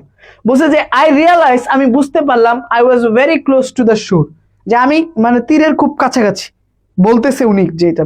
তারপর বলছে যে দেখো, I asked what the time was, আমি জিজ্ঞাসা করলাম সময় কত হয়েছে, and how far I had still to go, এবং আমাকে আরো কত দূর যেতে হবে। উনি বলতেছে দে টোল্ড মি, তারা আমাকে বললো, if I put the last ounce of my energy, বলছে যে আমি যদি আমার শক্তির, এই যে আউন্স, শক্তির পরিমাপের একক এটাকে, বা বল পরিমাপে আউন্স, বলের ওজন, এটা বুঝাইছে এখানে। তার এই যে আউন্স মূলত বলের ওজন মাপা হয়, এই যে ফুটবলের ওজন 14 থেকে 16 আউন্স এরকম আর কি। হ্যাঁ, যে আমি যদি আমার শক্তির শেষ আউন্সেও থাকি of my swimming, I would set a new world record, আমি একটা নতুন বিশ্ব রেকর্ড করতে যাচ্ছি, ফ্রান্স টু ইংল্যান্ড সুইম। বুঝতে পারছো কথাটা? বলছে এই লাইনটা তাকে যখন বলা হলো, বলছে দিস ইলেকট্রিফাইড মি, এটা আমাকে ইলেকট্রিফাইড মানে কি, শক খাওয়া, মানে ধরো যে তুমি অনেক টায়ার্ড, মরে যাবা অবস্থা, তোমার গার্লফ্রেন্ড এসে বললো দেখো তুমি যদি এটা করে দাও আমি 100% এক্ষুনি তোমাকে বিয়ে করতে চাই, কথার কথা বললাম। এন্ড তুমি যত মরাটাই থাকো, তুমি বিছানা থেকে উঠতে পারতো, তুমি কিন্তু লাভ দিয়ে উঠে যাবা, এটা হঠাৎ করে একটা এনার্জি চলে আসবে, এটাকে ন্যাচারাল পাওয়ার। সো তাকে এই লাইনটা, যে সে তাকে যখন বলা হলো যে তুমি একটা পৃথিবীর একটা অন্যতম একটা নতুন রেকর্ড করতে যাচ্ছ, এইটুকু সাঁতার পাড়ি দিলে 5 বার ফেল হয়েছে, 6 বারের মাথায় তাকে সে এত দূর আসছে, সে তো মানে সে নিজেই উৎফুল্লিত, খুবই অনুপ্রাণিত হয়েছে। বলছে যে দ্য গোল ফর হুইচ, বলছে যেই লক্ষ্যটার জন্য I had been striving for the past 4 year, বলছে আমি লাস্ট 4 বছর থেকে ট্রাই করতেছি যেটার জন্য, কুড বি মাইন্ড, ওটা আমার হতে যাচ্ছে, ভাবা যায়। এর বলছে দ্য এইম, বলছে সেই লক্ষ্য, বলছে যে which goaded me to swim the channel, বলছে যেটা আমাকে প্রভাবিত করেছে, গডেড করেছে এই চ্যানেলটাকে 6 বার পাড়ি দিতে, 6 বার ব্যর্থ হয়েছে। বলছে ইচ টাইম, প্রত্যেকবার, রিস্কিং মাই লাইফ, আমি আমার জীবনকে রিস্কে ফেলেছি, রেপুটেশন এবং আমার সুনামকে, কারণ ব্যর্থ হইতো মানুষ হাসতো, হ্যাঁ পারো না, বারে বারে যাও কেন, এরকম। বলছে ওয়াজ সো ক্লোজ, এটা খুব কাছাকাছি, বলছে ইয়েট কুড বি ফার, কিন্তু এটা অনেক দূরে হয়ে যেতে পারে যদি আমি আরেকটু মানে অলসতা বা আমার দুর্বলতা চলে আসে। এরপর বলছে এখন উনি কি কি সমস্যা ফেস করতো, ধরো যে 4 বার ফেল হয়েছে, 5 বার উনি ফেল, খেয়াল করে দেখো 5 বার উনি ফেল হয়েছে, 5 বার ফেল হওয়ার পরে 6 বার সফল হয়েছে। তো এখন আমি আরেকবার তোমাদেরকে বলবো একটু শেয়ার করো, যারা শেয়ার করো নাই, রিয়েক্ট দাও নাই, একটু শেয়ার করো, একটু রিয়েক্ট দাও, একটু বন্ধুদেরকে ডাকো, ঠিক আছে? তারপরে দেখো রাতে আবার with clue without clue class হবে। এরপরে উনি বলতেছে ট্রেচারি অফ ওয়েদার, আবহাওয়ার বিশ্বাসঘাতকতা, আবহাওয়া, ধরো যে যখন সমুদ্রে ঝাঁপ দিত তখন একরকম আবহাওয়া, সমুদ্রে একটু যাওয়ার পরে দেখতো আরেক রকম আবহাওয়া। এখানে বলছে the channel with its cold biting water, এটা মনে হয় আগেরটা সামনে আসছে নাকি, না ঠিকই আছে, এটা এখানে বলছে আই ফিল হাংরি, ওকে এখানে এটাই ঠিক আছে। ট্রেচারি অফ ওয়েদার, বলছে যে the channel which it's cold biting water, ঠান্ডা পানি যেটা একদম গায়ে শিউরে উঠে কামড় দেওয়ার মতো।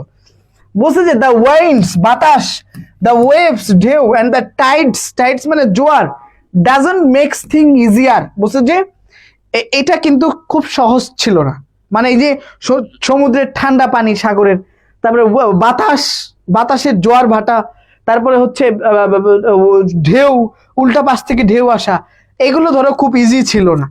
বলছে দ্য আনপ্রেডিক্টেবল ওয়েদার চেঞ্জ, কিন্তু সবচেয়ে দুঃখজনক ছিল হঠাৎ করে আবহাওয়া চেঞ্জ হয়ে যেত, কখনো খুব বেশি ঠান্ডা হয়ে যেত, কখনো দেখা গেছে পানি উল্টা দিক থেকে উপরে এসে ঝাঁপ দিত, এরকম আর কি বিভিন্ন ধরনের। হ্যাঁ, ফর দ্য ওর্স, এবং আবহাওয়া খারাপ হয়ে যেত after a swimmer jumps in, যখন একটা সুইমার জাম্প করার পরে সেখানকার আবহাওয়া চেঞ্জ বিভিন্ন রকম হয়। বলছে it has never to my knowledge, এটা আগে আমি কখনো জানতাম না। বলছে change for the better for any one yet, বলছে এটা যে কারো ক্ষেত্রে, এনি ওয়ান ইয়েট, এরকম পরিস্থিতি বা এরকম পরিবর্তনের মুখোমুখি হতে পারে। বলছে অ্যাপার্ট ফ্রম স্টেমিনা ছাড়া, অ্যাপার্ট ফ্রম ব্যতিরেকে, স্টেমিনা বা দম, মেসি 39 বছর বয়সে 120 মিনিট খেলছে, ভাবা যায়? তাই তার ভিতরে কতটা স্টেমিনা ছাড়া কিন্তু এটা সম্ভব না। তো আমি 10 মিনিট দৌড় দিলে পরে আর 11 মিনিটের সময় উঠে দাঁড়াইতে পারবো না, লাইক দিস। ব্যাপারটা হচ্ছে এরকম যে apart from stamina and practice ছাড়া, আমরা প্র্যাকটিস তো করি না, আমরা এই জন্য লং ডিস্টেন্স সুইমিং, ঠিক আছে, ওয়ান মাস্ট হ্যাভ গ্রিট, হ্যাঁ গ্রিট ডিটারমিনেশন, মানে একজনের খুব শক্ত প্রতিজ্ঞা, দৃঢ় প্রতিজ্ঞা, ডিটারমিনেশন থাকতে হবে যদি কেউ সফল হতে চায়। বলছে অ্যান্ড কাওয়ারেজ, সাহস, কাওয়ারেজ সাহস থাকতে হবে, সাহস, ভ্যালিয়েন্ট হইতে হবে, সাহসী। বলছে টু সাবডিউ দ্য চ্যানেল, সাবডিউ মানে অতিক্রম করার জন্য। এর সবাই পারবে? পারবে না। সবচেয়ে বড় ব্যাপার হচ্ছে ভ্যালিয়েন্ট হইতে হবে, সাহসী। যাদের সাহস থাকে তারা ফেল করে না, পরীক্ষায়ও ফেল করে না। বলছে ওয়েদার অ্যান্ড ইল লাক, আবহাওয়া এবং দুর্ভাগ্য, হ্যাভ কনসিপার্ট অ্যান্ড জয়েন, বলছে যে আবহাওয়া এবং দুর্ভাগ্য দুইজনে মিলে আমার সাথে ষড়যন্ত্র করেছে। বলছে যে conspired and join hand many time, অনেকবার, টু ডিফিট, পরাজিত করা, চ্যানেল সুইমার, সুইমারদেরকে পরাজিত করার জন্য। বলছে দে হ্যাড ডিফিটেড মি, তারা আমাকে পরাজিত করেছে, হ্যাঁ, no not less than 5 time, মানে 5 বারের কম নয়, 5 বার তাকে পরাজিত করেছে। এরপর 6 বারের মাথায় উনি সাকসেস হয়েছে। দেখো এখনো কিন্তু অনেকেই হয়তো চলে যাচ্ছ, সো তোমরা একটু শেয়ার করবা, রিয়েক্ট দিবা, যারা আসে নাই ওদেরকে একটু ডেকে নিয়ে আসবা যাতে সবাই আসে। হ্যাঁ, খুবই ইন্টারেস্টিং, এটা আসবে, অনেক ইম্পর্টেন্ট। এরপরে দ্য ফাইনাল শট, বলছে on the morning of 9 September, 9 September 1981 সালে, আফটার ফিনিশিং মাই সুইম, আমার সাঁতার শেষ করার পরে, I had gone to bed, আমি বিছানায় গেলাম। হ্যাঁ, বলছে the BBC TV cameraman, BBC TV যে ক্যামেরাম্যান আছে, filled me in my bed, সাগরের তীরে আমাকে ক্যামেরাম্যান ফোকাস করে। খেলা দেখো না স্টেজে, মঞ্চে, স্টেজে সরি স্টেডিয়ামে, যখন স্টেডিয়ামে যখন খেলা দেখে, কারো দিকে ক্যামেরা ধরলে একেবারে নাচানাচি, কুদ্দাকুদ্দি, মানে বিভিন্ন রকমের একটা অবস্থা, লইলাঙ্কার অবস্থা। তো এটাই বলছে যে ক্যামেরাম্যান তার দিকে ক্যামেরা ফিল্ম করছে। এরপরে বলছে দেখো অলদো আই ভেরি টায়ার্ড, মানে আই ফিল ভেরি টায়ার্ড, আমি অনেক টায়ার্ড ছিলাম, after swimming for 11 hours and 48 minutes। হ্যাঁ, বলছে যে 11 আওয়ার সাঁতার দিয়েছি, 11 আওয়ার্স বুঝো 11 ঘন্টা 48 মিনিট, মানে প্রায় 12 আওয়ার্স, ভাবা যায় 12 আওয়ার্স সাঁতার দেওয়া। হ্যাঁ, বলছে আই কুডন্ট ফল অ্যাসলিপ, আমি ওই রাতে ঘুমাতেও পারি নাই। বলছে the thought that I had once failed my country, মানে আমি ভেবেছিলাম যখন ফেল হয়েছে, একবার ফেল হওয়ার পরে উনি এটা বলতেছে যে আমি বারবার ভাবছিলাম যে আমি আমার দেশকে ব্যর্থ করে ফেলেছি, আরেকবার ব্যর্থ করলাম। এরপর বলছে friends and friends was disturbing me, বন্ধু এবং ফ্রেন্ডস মানে যারা ভক্তবৃন্দ তারা ডিস্টার্ব করছিল। আফটার অনলি 4 hours স্লিপ, মাত্র 4 ঘন্টা ঘুমানোর পরে, দ্য ফলোয়িং নাইট, ওই রাতেই, I decided to try again for the 6th time, আমি আবার সিদ্ধান্ত নিলাম আমি 6 বার আরো একবার জাম্প করব।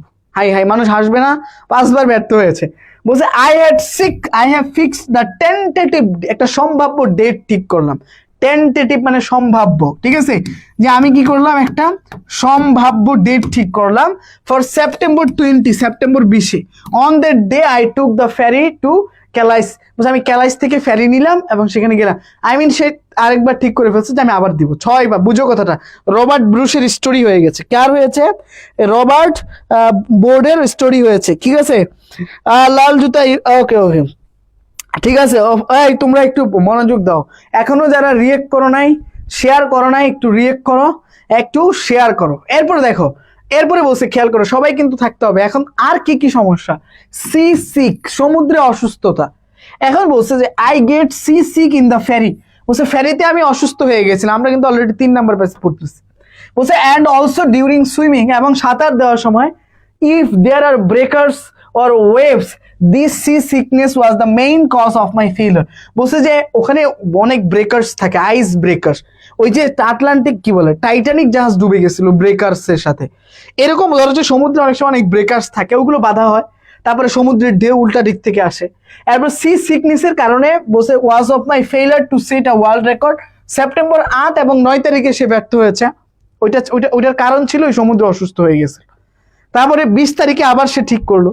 এরপরে বলছে যে অর ইভেন ইন 1960, এবং 1960 সালেও চেষ্টা করেছে, এই তখনও এই সি সিকের কারণে সে কি করতে পারে না, এটা ক্রস করতে পারে না।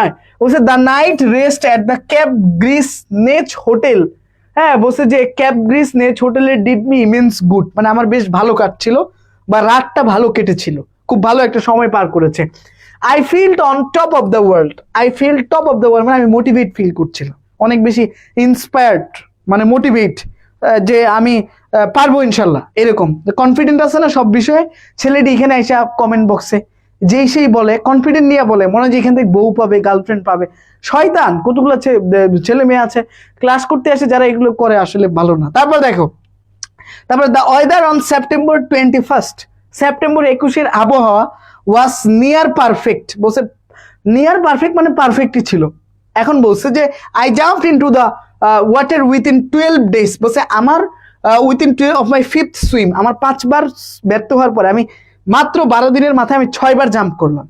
এইবার বলতেছে যে আর রেকর্ড ইন ইট সেলফ, বলছে যে নিজের জন্য আরেকটা record in it self, record করতে যাচ্ছে after saying a little prayer, সামান্য একটু প্রেয়ার মানে একটু ইবাদত করে নিয়ে, আস্কিং গড, আল্লাহকে বা তার সৃষ্টিকর্তাকে এটা বলে, to give me good weather all through the and crown me with success, যে আল্লাহ বা ভগবান তারা বলে যে আমাকে কি দিও, আমাকে একটু ভালো আবহাওয়া দিও এবং সফলতার মুকুটটা যেন আমার মাথায় আমি পড়তে পারি, এরকম ক্ষমতা তুমি দিও। বলছে nearly the whole of Cape Gris Nez village had turned, বলছে যে প্রায় কেপ গ্রিস নিচ হোটেলের সবাই চলে আসছে নিচে। বলছে had turn out to the wish me luck, আমাকে বেস্ট অফ লাক জানাইতে, ঠিক আছে। And see me enter the water for the 6th time, তারা আমাকে 6 বারের মতো দেখলো যে ব্রজেন দাস আরো একবার গেছে, এবারও ব্যর্থ হবে। মানুষ তো এটাই ভাবছে যে 5 বার ব্যর্থ হয়েছে, পারবে না, ও আর কোনোদিনই পারবে না। কিন্তু 6 বার যে সে সফল হবে এটা কিন্তু কেউ জানতো না। তোমরা কিন্তু এখনো অনেকেই শেয়ার করো নাই, তো আমি কিন্তু একটু অখুশি তোমাদের উপর। একটু শেয়ার করো, একটু রিয়েক্ট দাও, একটু মেনশন দাও, তো খুশি হবো।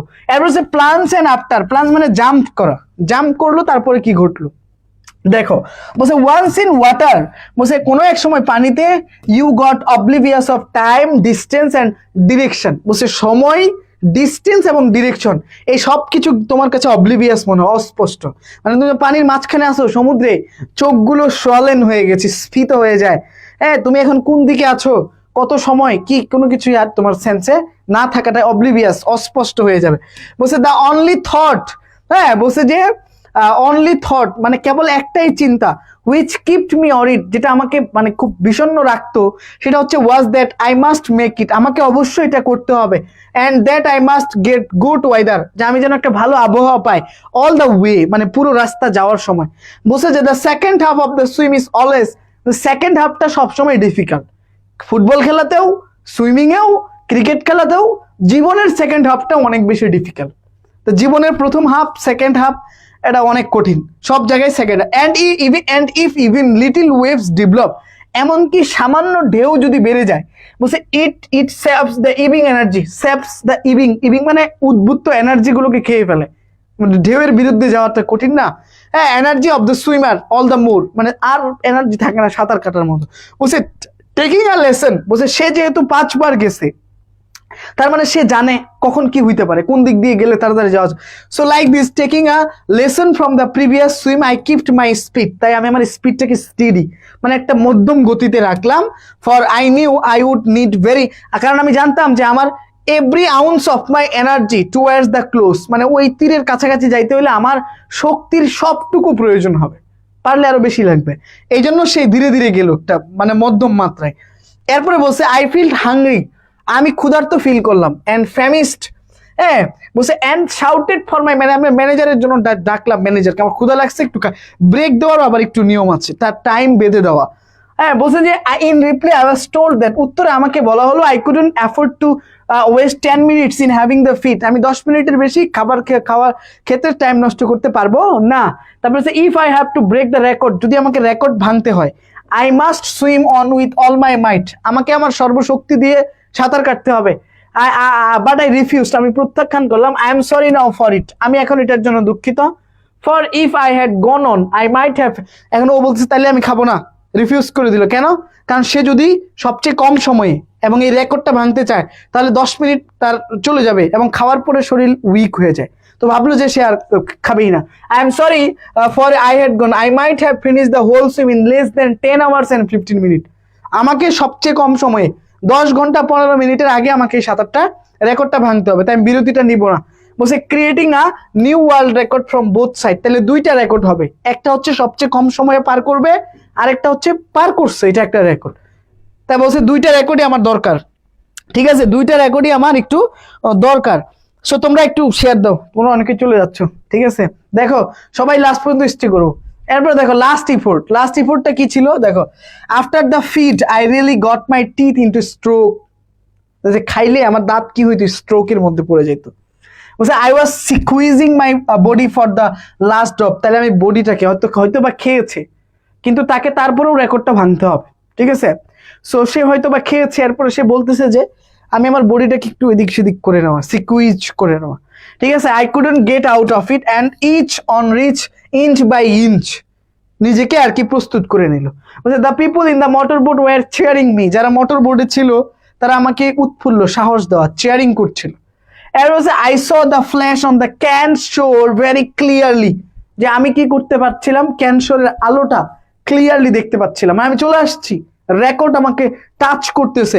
বলছে I realise I was very close, I could see the record like the বলছে প্রভারবিয়াল ক্যারট, এই যে প্রবাদ বাক্যে গাজর, ঝুলন্ত গাজরের যে গল্পটার মতো, এটা আমি পেয়ে গেছি। বলছে ড্যাংলিং বিফোর মাই সোলেন আইস, আমার স্ফীত চোখের সামনে ঝুলে আছে রেকর্ডটা, যেটার জন্য 5 বছর থেকে চেষ্টা, 4 বছর থেকে। বলছে I kept pulling myself on, আমি আমার নিজেকে চালিয়ে যেতে লাগলাম, a little more, just a little more. হ্যাঁ, the momentum was building up, তখন ওই মোমেন্টামটা গড়ে উঠতেছিল। দেন আই ফিল্ড রক্স, তারপরে আমি পাথরে, মানে আমার গা পাথরে ঘষা লাগলো। I feel rocks sharp and craggy, ঠিক আছে, খুব ধারালো পাথর টাথর এগুলো গায়ে লাগতেছে, তার মানে তীরে চলে আসছে। বলছে দেন আ বিগ রক আপিয়ার, বড় পাথর সামনে চলে আসলো। হ্যাঁ, বলছে before me and that was it, এবং এটাই ছিল কোনটা, ফাইনাল, একেবারে ক্যান সরে এসে সে মানে সে তীরে চলে আসছে। বলছে দ্য শোর ইট ওয়াজ দ্য টাইম 4:35, 4:35 বাজে GMT, and I had broken the world record 15 minute, 15 মিনিটের সে আগে সেখানে পৌঁছাইছে, ইতিহাসের সব রেকর্ড ভেঙে দিয়েছে। বলছে I thanked God for fulfilling my life's dream, যা লাইফস অ্যাম্বিশন, আমার জীবনের স্বপ্নটাকে পূরণ করার জন্য আমি বিধাতাকে ধন্যবাদ জানিয়েলাম। বলছে then I remembered my parents, আমার পিতামাতাকে স্মরণ করলাম। I hadn't fail my country, আমি আমার দেশকে ব্যর্থ করি নাই। ওকে, তাহলে ব্রজেন দাস, এরপরে তার এমসিকিউ এখানে আছে, এগুলো পড়বা, শর্ট কোশ্চেন। তারপরে হচ্ছে এই যে flow chart, information about the thing, এখান থেকে 3 টাইপের ফ্লো চার্ট আসতে পারে। নাম্বার 1, সে কি কি বাধার সম্মুখীন হয়েছে। নাম্বার 2, তার অ্যাম্বিশন গুলো, ট্রাই গুলো। সো ফ্লো চার্টের নিয়ম তো জানো, ভালোভাবে পড়তে হবে, নো বক্স নো মার্কস।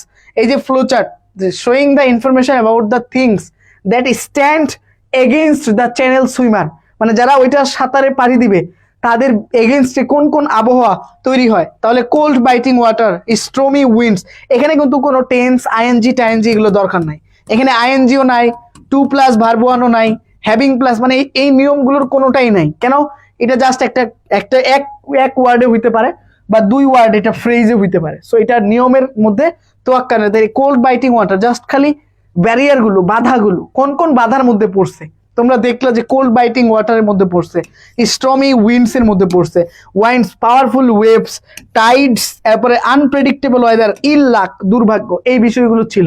ওকে, এগুলোর উত্তর এক কথাতে হইতে পারে। ওকে ওকে, যারা এখনো ভাইয়া ক্লাসগুলো অনেক ভালো লাগতেছে, তালি গুইন, কমেন্ট বক্সে ঝড় শুরু হয়ে গেছে ভাইয়া। So why are you making comment, what's your problem, কি সমস্যা তোমাদের? আমি এত কষ্ট করে পড়াচ্ছি, আমি লাউডলি এত চেষ্টা করছি, I am trying to make you understand the lesson is very important for you, but what are you doing? You are making constantly unnecessary comment. So this এটা কি বলা যেতে পারে এটাকে, so please stop this, এগুলো stop করো। This is not your business to make comment here, এটা তোমার business, it's not your business যে তুমি এখানে কমেন্ট করবা। It's your duty to understand what I am saying and this are very important, এগুলো তোমাদের জন্য খুবই গুরুত্বপূর্ণ। সো যারা বোকার মতো, ওর ফোল, যারা গাধা, তারা ওইখানে এসে উল্টাপাল্টা কমেন্ট করে, not serious student, they don't know anything about themselves or about their exam. So তারা শুধু টাইম পাস করতে আসছে। সো যারা who are making your time, কি বলা যেতে পারে এখানে, ওয়েস্ট করছো যারা, তারা you can left the class. So don't waste your time. দেখো, মজা করার অন্য জায়গা আছে, এটা একটা সিরিয়াস ক্লাস, এক্সামে কমন পেতে পারো। কালকে পরীক্ষা, একটা গুরুত্বপূর্ণ প্যাসেজ, ব্রজেন দাস, যিনি পুরো পৃথিবীকে অবাক করে দিয়ে 6 বার চেষ্টার পরে ইংলিশ চ্যানেল পাড়ি দিয়েছে। সো এত গুরুত্বপূর্ণ একটা প্যাসেজ, আর ওইখানে যারা ফানি কমেন্ট করো, সত্যি আজব ব্যাপার।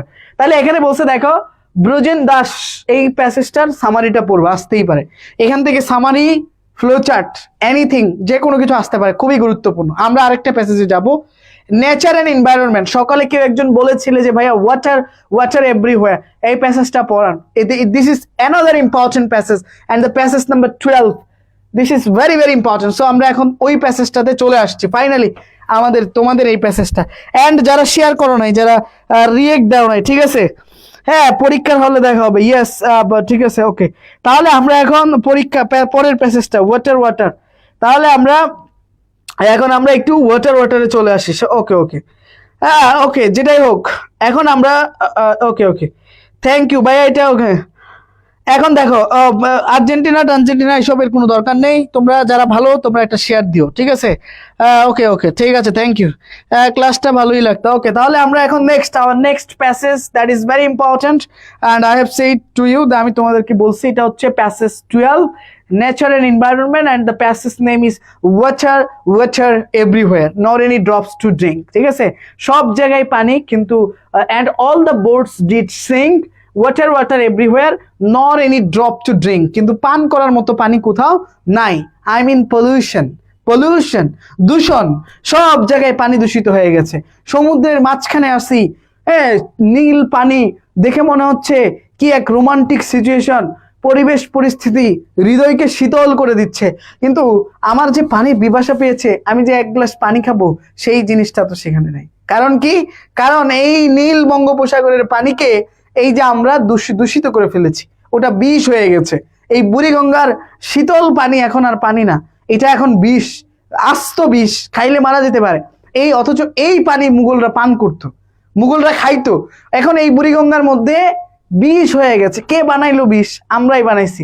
তো এখন যাই হোক, এখন আমরা প্যাসেজ এইটাই বলছে, কলেরিচ পোয়েম, এসটি কলেরিচ, উনি একজন ভাঙখোর, আফিম খাইতো, ঠিক আছে, উনি এটা লিখছে একটা কবিতা, এটা একটা বেলাট গীতি কবিতা, বলছে ন্যারেটস দ্য হ্যারোয়িং সি ভয়েজ, হ্যারোয়িং মানে মর্মান্তিক, সি ভয়েজ মানে সমুদ্র যাত্রার বর্ণনা করেছে, অফ অ্যান ওল্ড মেরিনার, একজন প্রাচীন নাবিকের, যিনি সমুদ্র যাত্রা করেছিলেন, যাত্রা পথে তার প্রচন্ড পানির পিপাসা পেয়েছেন, কোথাও তিনি পানি পান নাই খাওয়ার জন্য। Who at one point of his journey, যিনি তার ভ্রমণের কোনো এক পয়েন্টে এসে ডিডন্ট হ্যাভ এনি ওয়াটার, তিনি কোনো পানিই পান নাই to drink because of curse মানে দূষণ। হ্যাঁ, ও কার্স বলতে এখানে অভিশাপ বুঝেছে, এখন ওইটা একটা বড় গল্প, হিস্ট্রি, ওইটা বলতে গেলে অনেক টাইম লাগবে, সো ওইটা আমি এখন বলতে পারবো না, লিটারেচারে আছে গল্পটা। বলছে not only the curse mariner, শুধুমাত্র মেরিনারের কি অভিশাপ না, বলছে we too know how important, আমরাও জানি যে পানি পান করা, হ্যাঁ, ড্রিঙ্কিং ওয়াটার ইজ ইন, যে পানি পান করা কতটা গুরুত্বপূর্ণ আমাদের জন্য, অনেক গুরুত্বপূর্ণ। সো আমরা এখন মেসেজের মূল পার্টে চলে যাব।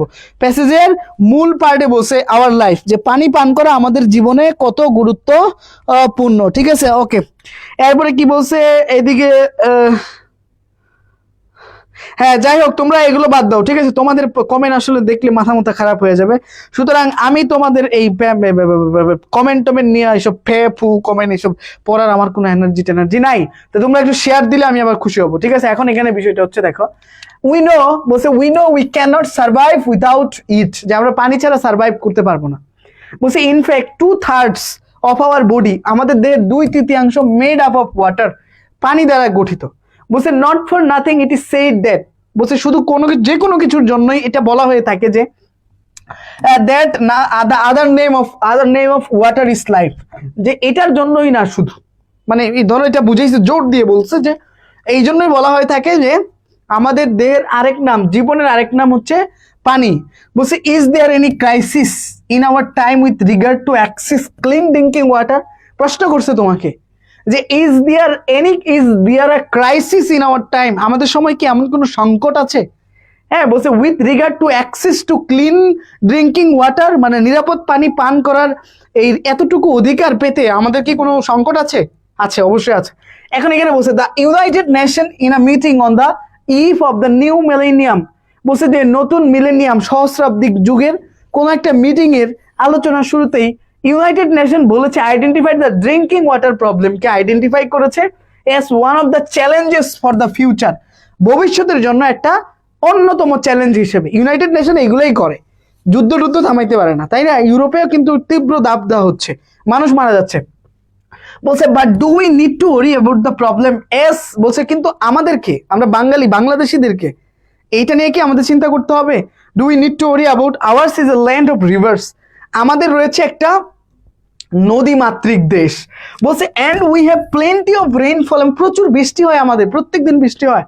বলছে beside we have a sea in our backward too, এবং আমাদের ব্যাকওয়ার্ডে একটা সমুদ্র আছে, বঙ্গোপসাগর আছে। তাহলে কি আমাদের পানি নিয়ে চিন্তা করা উচিত? অবশ্যই। আমাদের খাওয়ার পানি কি ভালো? কোনো খাওয়ার পানি কিন্তু ভালো না। এরপরে দেখো, এখনো অনেকেই চলে যাচ্ছ, অনেক ক্লান্তি হয়ে গেছো, টায়ার্ড হয়ে গেছো তোমরা, তাই না? তো তোমরা কিন্তু একটু রিয়েক্ট দাও না, একটু শেয়ার করতে পারো। 1 ঘন্টা ক্লাস করছো অনেকে, ঠিক আছে? যাই হোক, এরপরে আমরা চলে যাই পরের পার্টটাতে। এরপরে যেটা বলছো সেটা একটু খেয়াল করে দেখো। এরপর বলছে one of the sources of water in our country is rivers, যে আমাদের দেশে পানির একটা গুরুত্বপূর্ণ উৎস হচ্ছে রিভার্স। বলছে rivers are everywhere in our life, বলছে নদী সব জায়গায়, ইন আওয়ার লাইফ আমাদের জীবনে, লিটারেচার সাহিত্যে, ইকোনমিতে, কালচার সংস্কৃতিতে। এরপর বলছে but are the rivers in good shape, বলছে নদীগুলো কি ঠিক অবস্থায় আছে? এটা প্রশ্ন করছে। আনফরচুনেটলি দে আর নট, দুর্ভাগ্যবশত তারা ঠিক নেই। বলছে a few are already dead, কিছু নদী ইতিমধ্যেই মারা গেছে। And several are going through the pangs of death, এবং অনেকগুলো নদী তারা মৃত্যুর মুখোমুখি, মারা যেতে পারে, মানে ওই নদীতে পানি নাই এখন, এরকম একটা অবস্থা। বলছে দ্য রিভার বুড়িগঙ্গা, বুড়িগঙ্গা হচ্ছে এরকম, is an example of dying river, এরকম একটা মৃত নদীর উদাহরণ, হ্যাঁ বুড়িগঙ্গা। বলছে a report published in the Daily Sun, Daily সানে একটা রিপোর্ট পাবলিশ হয়েছে, ডিসক্রাইব, ওখানে বর্ণনা করেছে what has happened to the river Buriganga, river বুড়িগঙ্গার সাথে কি ঘটেছিল এবং কেন ঘটেছিল। এরপর বলছে ইটস ওয়াটার ইজ পলিউটেড, এটার পানি হচ্ছে দূষিত। অ্যান্ড পারপিচুয়াল স্টেন্স, এবং সবসময় একটা গন্ধ, হ্যাঁ, ফিলস ইন দ্য এয়ার, এটার চারপাশের বাতাসকে একটা দুর্গন্ধময় করে রাখে। বলছে but that is not what it was like before, কিন্তু এটা কিন্তু সেটা না যে এই নদীটা পূর্বে কেমন ছিল, পূর্বে ডিফারেন্ট ছিল, আই মিন ইউনিক ছিল, আলাদা ছিল। এটা এই বুড়িগঙ্গার তীরেই কি হয়েছে এখন এটাই বলবে। বলছে যে the report সেইজ that the river had a glorious past, বলছে এই নদীর একটা গৌরবময় গ্লোরিয়াস অতীত ছিল। কোনটা? রিভার বুড়িগঙ্গার একটা গৌরবময় অতীত ছিল। Once it was a tributary of mighty Ganga, বলছে শক্তিশালী গঙ্গা নদীর একটা শাখা নদী ছিল। বলছে and flowed into the Bay of Bengal, এবং এটা বঙ্গোপসাগরে পতিত হয়েছিল through the river Dhaleshwari, Dhaleshwari নদীর মাঝ দিয়ে। আর বলছে গ্রাজুয়ালি, ধীরে ধীরে ইট লস্ট, এটা হারিয়ে ফেলেছে ইটস লিঙ্ক উইথ গঙ্গা, গঙ্গার সাথে এটা লিঙ্ক হারিয়ে ফেলেছে। বলছে যে and got the name Buriganga, এবং বুড়িগঙ্গা নদীর নাম ধারণ করেছে। বলছে the Mughals were marvel at the tide level of the Buriganga, যে মুঘলরা টাইড লেভেল মানে জোয়ার ভাটা, এইটার জোয়ার ভাটা দেখে মার্বেলাস, তারা মানে বিস্মিত হয়েছিল, এত চমৎকার পানি। যে বলছে দ্য মুঘলস ওয়ার, মুঘল শাসকরা marvelled at the tide level of the Buriganga. বলছে অ্যান্ড ফাউন্ডেড দেয়ার ক্যাপিটাল, এবং তাদের রাজধানী Jahangirnagar on its bank in 1610, 1610 সালে তাদের ক্যাপিটাল জাহাঙ্গীরনগর, যেটা এখন ঢাকা, গড়ে তুলেছিল এই বুড়িগঙ্গা নদীর জন্যই। বাট এইটার অবস্থা কি, খুবই বাজে করে ফেলেছে মানুষ। বলছে the river supplied drinking water, দেখছো নিরাপদ পানি দিত, ড্রিঙ্কিং ওয়াটার দিত। And supported trade and commerce, ব্যবসা বাণিজ্যে সাপোর্ট দিত। বলছে জাহাঙ্গীরনগর ওয়াজ রিনেম ঢাকা, জাহাঙ্গীরনগরকে ঢাকা নামকরণ করা হয়েছিল। Which grew into a heavily populated, যেটা এখন সব পৃথিবীর অন্যতম একটা মেগা সিটি, হ্যাভিলি পপুলেটেড সিটিতে পরিণত হয়েছে। With a chronic shortage of speech, মানে খুবই সংক্ষিপ্ত একটা ছোট্ট একটা জায়গার মধ্যে এটা পৃথিবীর সবচেয়ে জনবহুল একটা জায়গা পরিণত হয়েছে। ওকে, তোমরা কি বিরক্ত হচ্ছ? বলো, তোমাদের কি ক্লাস মানে বিরক্ত লাগছে? আর ইউ ফিলিং, মানে তোমাদের কেমন অনুভূতি হচ্ছে, বা অনেক সময় ধরে ক্লাস করতেছো? সো আর একটু সময় ধৈর্য ধরো। তো আমরা অলরেডি আর 2-3টা প্যাসেজ পড়বো, হয়ে যাবে ইনশাল্লাহ। এরপর এগুলো বাংলায় বলে দিব, গল্প বলে দিব, ঠিক আছে? উইদিন 2 আওয়ার্স শেষ করবো ইনশাল্লাহ। হ্যাঁ, তাইলে আমরা এটা বুঝলাম যে ক্রনিক শর্টেজে ঢাকা একটা মেগা সিটি হয়েছে। তোমাদের অনেক ধৈর্য।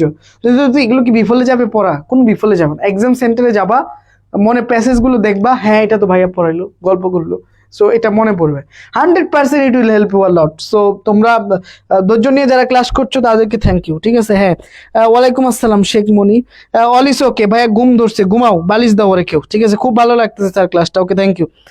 যারা মনোযোগ দিয়ে কর তাদের কাছে ভালোই লাগবে। তারপরে দেখো, বলছে দ্য সিটি, এই যে এখন এই ঢাকা সিটি, যেটা বুড়িগঙ্গার তীরে, যেই নদী তাকে জন্ম দিল, যেই নদী এই ঢাকা শহরকে গড়ে তুললো, দ্য সিটি পেইড ব্যাক, মানে পেইড ব্যাক মানে কি? প্রতিদান দেওয়া, টাকা ফেরত দেওয়া, এটা বুঝাই না? পেইড ব্যাক দ্য বন্টি, বন্টি মানে উদারতা। কার উদারতা? এই যে বুড়িগঙ্গা নদীর যে উদারতা, ওইটার প্রতিদান দিচ্ছে কিভাবে? Of the river by sucking life out, ওটার জীবনটাই কেড়ে নিয়ে, ওইটার জীবনকে বিষাক্ত বানিয়ে। পানি খাইলে কেউ মরে যেতে পারে, সত্যি অসুস্থ হয়ে যাবে শিওর। আর আনডাউটেডলি বুড়িগঙ্গার পানিতে পা দিলেও ঘা হইতে পারে, এমন একটা অবস্থা। যে আয়সা দেখো কখনো। বলছে the river sucking life out of it. বলছে according to newspaper report অনুযায়ী the river Buriganga is dying, এটা বলছে মারা যাচ্ছে বিকজ অফ পলিউশন, দূষণের কারণে। বলছে huge quantities of toxic chemical, huge মানে কি? প্রচুর, এটা সুপারলেটিভে বলছে, প্রচুর পরিমাণে বিষাক্ত কেমিক্যাল অ্যান্ড ওয়েস্টেজ ফ্রম মিল এবং ফ্যাক্টরির আবর্জনা, ওয়েস্টেজ। বলছে হসপিটাল এবং ক্লিনিকের আবর্জনা, হাউস হোল্ড, এই যে ঢাকা শহরে হাজার হাজার ফ্ল্যাট, এই ফ্ল্যাটের আবর্জনা, ময়লা, হ্যাঁ বলছে আন্ড আদার এস্টাবলিশমেন্টের আবর্জনা আর dumped into the river every day, এগুলো প্রত্যেক দিন এই রিভারে ডাম্প করা হয়। বলছে the city of Dhaka discharges, Dhaka city about 4500, 4500 ton আবর্জনা। বলছে যে tons of solid waste every day, ফালাই দিচ্ছে বাড়ি। এই যে আমাদের বাসা, সকালবেলা এসে ময়লা নিয়ে যাবে, এই ঢাকা শহর থেকে একটা ফ্ল্যাট থেকে পুরো ঢাকা 4500 টন আবর্জনা, ওই সবগুলো ডিরেক্টলি গিয়া, বলছে যে most of it directly release into the Buriganga, সব গিয়ে বুড়িগঙ্গাতে পড়ে, সব বুড়িগঙ্গাতে গিয়ে পড়ে। এরপরে বুড়িগঙ্গাতে পড়ছে, ঠিক আছে, এরপরে কি হয়েছে দেখো, according to the department of environment, DOE, পরিবেশ বিভাগ অনুযায়ী বলছে যে 20,000 একক দশক শতক হাজার 20,000 টনস অফ ট্যানারি ওয়েস্ট, অঙ্কে কাঁচা এই জন্য এটা গুইনা বললাম, হ্যাঁ 20,000 tannery wasted including some materials are release into the river every day, এই প্রত্যেক দিন ওইগুলো নদীতে গিয়া পড়ে। আর কতটা বিষণ্ণ, কতটা পচা হইতে পারে চিন্তা করছো।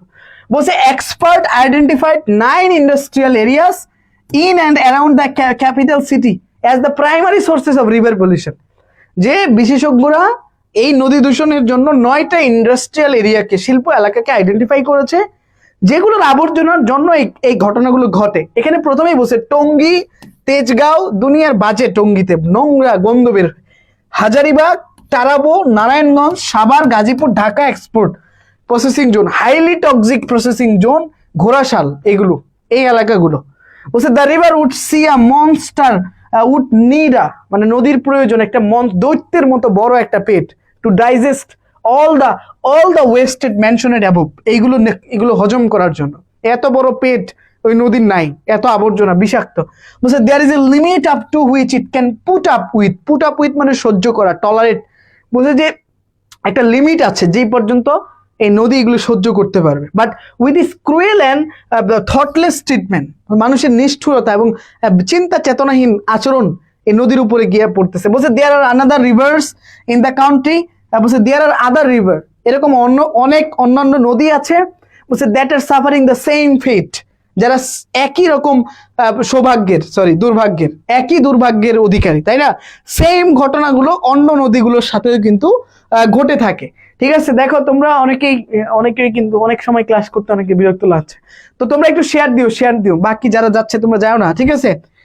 এবার বলছে সাফারিং দ্য সেম ফেট, বলছে unless we take care of our rivers, যদি আমরা এই নদীগুলোর কেয়ার না করি, হ্যাঁ দেয়ার মে কাম এ টাইম, এমন একটা সময় আসবে when we will cry, যখন আমরা চিৎকার করবো ওয়াটার, হ্যাঁ বাট ফাইন্ড ইট nowhere, কিন্তু আমরা এটা কোথাও খুঁজে পাবো না। ওকে, তাহলে এটাও শেষ প্যাসেজ। দেখো আমি কিন্তু খুব দ্রুত পড়াই দিচ্ছি, তাই না? তোমাদেরকে হেল্প করবে, খুব টাইম নিচ্ছি, ব্যাপারটা কিন্তু এরকমও না। ওকে, যারা এখনো শেয়ার করো নাই তারা একটু শেয়ার করো, ঠিক আছে? ওকে, না স্যার, তাহলে এখন এটার এমসিকিউ আছে এখানে, এলা তো তোমরা পড়বাই, তারপরে প্রশ্ন আছে, এরপরে কি আছে? ফ্লোচার্টটা কিসের উপরে আসছে? বুড়িগঙ্গা রিভার।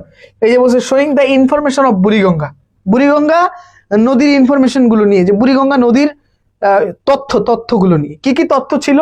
যে এটা একটা ট্রিবিউটারি, শাখা নদী, এটা দেওয়া ছিল। তা বাকি 5টা ইনফরমেশন, কয়টা ইনফরমেশন? 5টা। কার সম্পর্কে? বুড়িগঙ্গা সম্পর্কে তোমাকে এখানে দিতে হবে।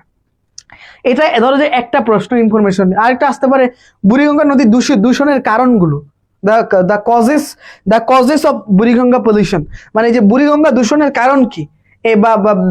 অথবা ভাইয়া ঘুম তাড়াবো কি করে, চা খাও, একটু হাঁটো, ঠিক আছে, আন্টিকে ডাক দাও, ডাক দিয়ে বলো যে একটু চা খেতে চাই। কে যেন একজন কমেন্ট করছে ভাই ঘুম তাড়ানো, দেখি না কারো নাম।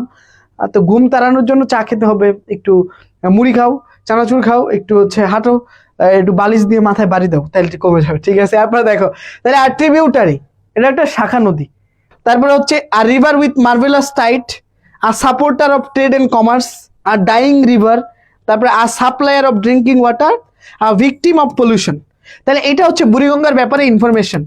আর যদি আসে যে বুড়িগঙ্গা নদী মৃত কেন, কারণগুলোর উপরেও আসতে পারে। সো ফ্লোচার্ট যে কোনো প্রশ্নটা পরে বুঝতে হবে কিসের উপর আসছে। আর এটা হচ্ছে তার সামারি অবশ্যই নিজের ভাষায় লিখবা। এরপর আমরা চলে আসছি প্রায় 13 নাম্বার প্যাসেজে, শেষ, বেশি দূর নাই আর 13, 14, 15 আমরা আর বেশি দূর পড়বো না, ঠিক আছে। আমরা আর দুটা প্যাসেজ পড়বো, অলরেডি 1 hour 20 minutes এর কাছাকাছি। দেখো তাহলে এখন মোস্ট ইম্পর্টেন্ট প্যাসেজ, এটা হচ্ছে ড্রিমস। আমরা এখন যেটা পড়বো সেটা হচ্ছে মোস্ট ইম্পর্টেন্ট প্যাসেজ, যেটা আমরা পড়বো সেটা হচ্ছে ড্রিমস। ওকে, দেখো, হ্যাঁ, মোহাম্মদ আসমান চৌধুরী ভাইয়া কি অবস্থা? ইয়েস, অবস্থা অনেক ভালো। টানা 1.5 ঘন্টা থেকে একেবারে ধুমসে লেকচার দিয়ে যাচ্ছি। আরো 1.5 ঘন্টা লেকচার দিলেও আমার কোনো সমস্যা হবে না, পোলাপানের ঘুম ধরে আর কি, সমস্যা হচ্ছে এটাই। এখন আসছে আমরা ড্রিমসে পড়বো। What is a dream? Dream কি? স্বপ্ন। সবাই দেখো, তাই না? সবারই তো একটা স্বপ্ন আছে, A+ পাবো, ঢাকা ইউনিভার্সিটিতে পড়বো। কোথায় পড়বো? ঢাকা ইউনিভার্সিটি। পড়ো, আসো, চান্স পাও। এখন ঢাকা ইউনিভার্সিটিতে পড়তে হবে। What is a dream? আমাদের কিন্তু এডমিশনও তোমাদের সাথে দেখা হবে এডমিশনে। তো আমরা এখন ড্রিমস নিয়ে পড়বো। হ্যাঁ, তো তোমরা কিন্তু 13 তারিখ থেকে পরীক্ষা, তোমাদের সাথে একটু গল্পও করা দরকার মাঝে মধ্যে, একটু গল্প না করলেই নয়, ঠিক আছে। ঘুম তাড়াতে ভাইয়া আপনার অনেক কষ্ট, যে সমস্যা নেই। আইরে হ্যাঁ, আমার কষ্ট দেখে লাভ নাই, তুমি পড়ো, আমার কষ্ট নাই কোনো। আমার জীবন এরকমই, এই কষ্ট আর এগুলো কোনো কিছুই না। এই যে বইটাও কিন্তু নিতে পারো চাইলে, ঠিক আছে, এটা আমার দায়িত্ব বলা। সো বইটা 13 তারিখ থেকে তোমাদের পরীক্ষা, চাইলে কিন্তু আমাদের আর্টস ফাইনাল সাজেশন বইটা নিতে পারো। হ্যাঁ, আর নাই বই, 100টা বই আছে। তো আমরা এখন পরের প্যাসেজটাতে আসছি, হোয়াট ইজ ড্রিম। দেখো ড্রিমস নিয়ে প্যাসেজ খুবই গুরুত্বপূর্ণ, যে ড্রিমস হ্যাভ ফ্যাসিনেটেড, এর পরের 2টা প্যাসেজ আমি আলাপ করে দিব, বাংলায় আলাপ করে দিব, ঠিক আছে। দেখো, dreams have fascinated philosopher for thousand of years. স্বপ্ন ফিলোসোফারদেরকে ফ্যাসিনেট করে আসছে, মুগ্ধ করে আসছে প্রায় 1000 বছর ধরে, বাট অনলি রিসেন্টলি, কিন্তু খুবই সাম্প্রতিক সময়ে, ড্রিমস হ্যাভ বিন সাবজেক্টেড, মানে স্বপ্ন পরিণত হয়েছে একটা সাবজেক্টে, ইম্পিরিক্যাল রিসার্চ, প্রায়োগিক গবেষণা অ্যান্ড সায়েন্টিফিক স্টাডি, এবং বৈজ্ঞানিক গবেষণার অন্তর্ভুক্ত হয়েছে খুব রিসেন্ট টাইমে।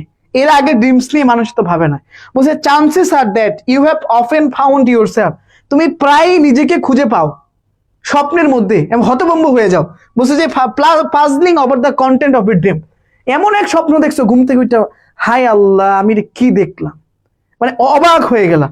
বলছে যে অর পারহ্যাপস, অথবা সম্ভবত, ইউ হ্যাভ ওন্ডার্ড, তুমি বিস্ময় প্রকাশ করো, ওয়াই ইউ ড্রিম, আমি কেন এই ধরনের স্বপ্ন দেখি।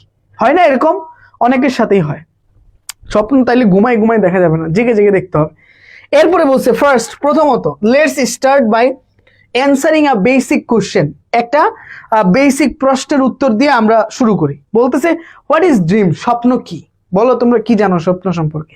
বলছে আর ড্রিম ক্যান ইনক্লুড, বলছে একটা স্বপ্নের মধ্যে অন্তর্ভুক্ত থাকতে পারে ইমেজেস, ছবি, যে কোনো ধরনের ছবি, চিন্তা, থটস, ইমোশন, অথবা কোনো আবেগ, দ্যাট আর এক্সপেরিয়েন্সড, বলছে যেগুলো এক্সপেরিয়েন্স করা হয় ডিউরিং স্লিপ, ঘুমের সময়, মানে যেগুলো তুমি দেখো, যেগুলোর মুখোমুখি হও, অভিজ্ঞতা যেগুলো তোমার হয়।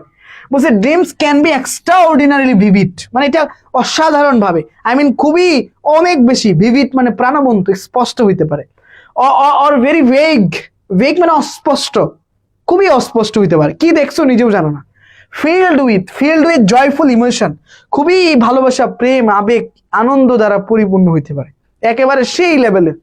আবার বলছে অর ফ্রাইটেনিং, অথবা ভয়ঙ্কর ছবি হইতে পারে, অথবা ফোকাসড মানে স্পষ্ট, আন্ডারস্ট্যান্ডেবল, বোঝা যায় এমন, অথবা আনক্লিয়ার হইতে পারে, হ্যাঁ, অথবা কনফিউজিং, মানে বুঝে যাচ্ছে না এরকমও হইতে পারে। ঠিক আছে, বোঝা যাচ্ছে না এরকমও হইতে পারে।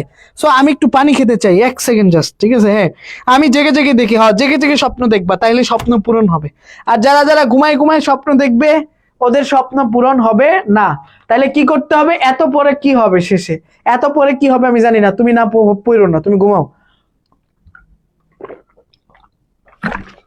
এরপরে দেখো, এরপরে যেটা বলছে, এরপরে আমরা পার্টটাতে চলে যাই। দেখো নেক্সটে বলছে যে কনফিউজিং হইতে পারে। তারপরে বলছে হোয়াই ডু উই ড্রিম, কেন আমরা স্বপ্ন দেখি। What purpose do dream serve, স্বপ্ন কি উদ্দেশ্য আমাদেরকে সার্ভ করে, পারপোজটা কি স্বপ্নের। বলছে while many theories have been proposed, বলছে যেখানে অনেক থিওরি প্রপোজ করা হয়েছে, সায়েন্টিফিক বিজ্ঞানী প্রস্তাব করেছে, কিন্তু ইসলাম একটা বলে দিয়েছে 1400 বছর আগে আমাদের নবী বলে দিয়ে গেছে। বলছে have been proposed about the reason and function of dream, মানে তারা স্বপ্নের কারণ এবং ফাংশন সম্পর্কে মানে বিভিন্ন রকমের বলেছে আর কি, পাগল ছাগল যেগুলো বলে এরকম। বলছে নো কনসেনসাস, কিন্তু কোনো ঐক্যমত্য, কনসেনসাস ঐক্যমত্য হ্যাজ ইমার্জ, কেউ কোনো ঐক্যমতে আসতে পারে না যে স্বপ্ন আসলে এটা। বলছে যে considering the time we spend, বলছে ওই সময়টাকে বিবেচনা করে, যেই সময়টা আমরা ব্যয় করি ইন আ ড্রিমিং স্টেট, স্বপ্ন দেখা অবস্থায়। বলছে দ্য ফ্যাক্ট দ্যাট, বলছে ব্যাপারটা হচ্ছে এরকম, researcher do not yet understand, গবেষকরা এখনো বুঝে নাই দ্য পারপোজ অফ ড্রিম, স্বপ্নের উদ্দেশ্য, স্বপ্নের কারণ। বলছে মে সিম ব্যাফলিং, তাদের কাছে এটা এখনো ব্যাফলিং, মানে তারা এটা জানে না, মানে এটা এখনো অস্পষ্ট। হাউএভার ইট ইজ ইম্পর্টেন্ট, কিন্তু এটা গুরুত্বপূর্ণ টু কনসিডার দ্যাট, মানে ভাবা চিন্তা করা দ্যাট সায়েন্স ইজ স্টিল, বিজ্ঞান এখনো আনরেভেলিং দ্য এক্সাক্ট পারপোজ, তারা এখনো প্রকাশ করতে পারে নাই এক্সাক্ট মানে সত্যিকারের পারপোজ এবং ফাংশন, কাজ অফ স্লিপ ইটসেলফ, এই যে ঘুমের সময় যে স্বপ্নটা দেয় এটার কারণ তারা গবেষণা দিতে পারে না। সাম রিসার্চার সাজেস্ট দ্যাট, কিছু গবেষক সাজেস্ট করেছে যে dream serve no real purpose, স্বপ্নের কোনো বাস্তবিক পারপোজ নেই। হোয়াইল আদার্স বিলিভ দ্যাট, যেখানে অন্যরা বিশ্বাস করে ড্রিমিং ইজ ইসেনশিয়াল, স্বপ্ন গুরুত্বপূর্ণ, ইসেনশিয়াল টু মেন্টাল, মানসিক, ইমোশনাল এবং ফিজিক্যাল, শারীরিক কল্যাণের জন্য স্বপ্ন খুবই গুরুত্বপূর্ণ। বলছে next let's learn more about some of the prominent dream theory, বলছে এখন কিছু ড্রিম থিওরি নিয়ে আমরা জানি। তো এখানে প্রথমেই বলছে কনসিস্টেন্ট উইথ, মানে সঙ্গতিপূর্ণ, মিল রেখে। হ্যাঁ, এখন বলছে কনসিস্টেন্ট উইথ দ্য, খেয়াল করো তোমরা এখনো অনেকে শেয়ার করো না, শেয়ার রিসেক্ট করো, ঠিক আছে। হ্যাঁ, সব ক্লাসই হবে, কমার্সের ক্লাস হবে, আর্টসের ক্লাস হবে, খালি সায়েন্স বাদ দিয়ে সব ক্লাসই হবে। এখন বলছে যে consistent with the psychoanalytic perspective, psychoanalytic মনোসমীক্ষণমূলক, বুঝছো, মনোসমীক্ষণমূলক, মনোজগৎ, এটার সাথে মিল রেখে সাইকো অ্যানালাইটিক পার্সপেক্টিভ। বলছে Sigmund Freud's theory, Sigmund Freud's একজন মনোবিজ্ঞানী ব্যাখ্যা দিয়েছেন স্বপ্নের। হ্যাঁ, Freud's theory dream suggest that, বলছে dreams are a representation of subconscious desire, স্বপ্ন হচ্ছে অবচেতনমূলক আকাঙ্ক্ষার, অবচেতন বুঝো মানে যখন মানুষ সেন্সে থাকে না, অবচেতনমূলক আকাঙ্ক্ষার ছদ্মবেশী প্রকাশ। বলছে যে রিপ্রেজেন্টেশন অফ সাবকনসিয়াস ডিজায়ার, বলছে থটস, চিন্তা এবং মোটিভেশনের। বলছে অ্যাকর্ডিং টু ফ্রয়েডের মতে people are driven by aggressive and sexual instinct, বলছে মানুষ অ্যাগ্রেসিভ এবং হচ্ছে যৌন স্নায়বিক তাড়না দ্বারা পরিচালিত হয়। বলছে that are repressed from conscious awareness, বলছে যেগুলো মানুষ কনসাস অ্যাওয়ারনেস, সচেতন অবস্থায় যেই বিষয়গুলোকে এক্সপ্লেইন করতে পারে না। বলছে ও while this thought are not concisely express, বলছে যেই চিন্তাগুলোকে স্বাভাবিকভাবে এক্সপ্রেস করা যায় না, বলছে দে ফাইন্ড দেওয়ার ওয়ে, তখন তারা তাদের ওয়েটা বেছে নেয় ইনটু ভায়া ড্রিম, স্বপ্নের মধ্যে কিছু চিন্তা থাকে যেগুলো মানুষ বলতে পারে না, এক্সপ্লেইন করতে পারে না, ওই চিন্তাগুলোই মানুষকে প্রভাবিত করে, ওইটা উনি বুঝাচ্ছে। ইন ইজ ফেমাস বুক, তার বিখ্যাত বইয়ে দ্য ইন্টারপ্রিটেশন অফ ড্রিম, এটা তার একটা বই। হ্যাঁ, বলছে ফ্রয়েড লিখেছেন the dreams are disguise fulfilment, disguise মানে ছদ্মবেশী, ফুলফিলমেন্ট মানে কি বলে পরিপূর্ণতা, ছদ্মবেশী পরিপূর্ণতা অফ রিপ্রেসড উইশেস, রিপ্রেস মানে অবদমিত আকাঙ্ক্ষার মানুষের যেই আকাঙ্ক্ষাগুলো চেপে থাকে, এই অবদমিত আকাঙ্ক্ষার ছদ্মবেশী প্রকাশ স্বপ্ন হচ্ছে। বুঝতে পারছো? উনি এই কথাগুলো, খুবই ডিফিকাল্ট একটা মিনিং, ঠিক আছে? এই তোমরা কিন্তু শেষ পর্যন্ত থাকবা, ঠিক আছে? খন্দকার আকরামুজ্জামানের সমস্যা আছে, ঠিক আছে? ভাইয়া কমেন্টের জন্য মনোযোগ দিতে অসুবিধা হচ্ছে, আজে বাজে কমেন্ট যারা করো তারা খুবই বেয়াদব, ঠিক আছে? শাওন, ওকে ওকে, যারা লিখিব খাতায় তারা মিলিয়ে হ্যাঁ ওকে, যারা উল্টাপাল্টা কমেন্ট করতেছো কি সমস্যা কি? এরপরে দেখো, Freud theory contributed to the popularity of dream interpretation. এই ফ্রুয়েডের থিওরিটা কি করেছে? স্বপ্নের ব্যাখ্যার জনপ্রিয়তা বাড়িয়ে দিয়েছে। স্বপ্নের ব্যাখ্যার জনপ্রিয়তা বাড়িয়ে দিয়েছে। দেখো আরেকটু স্টে করো, 20 to 30 মিনিট ইনশাল্লাহ উই গনা ফিনিশ।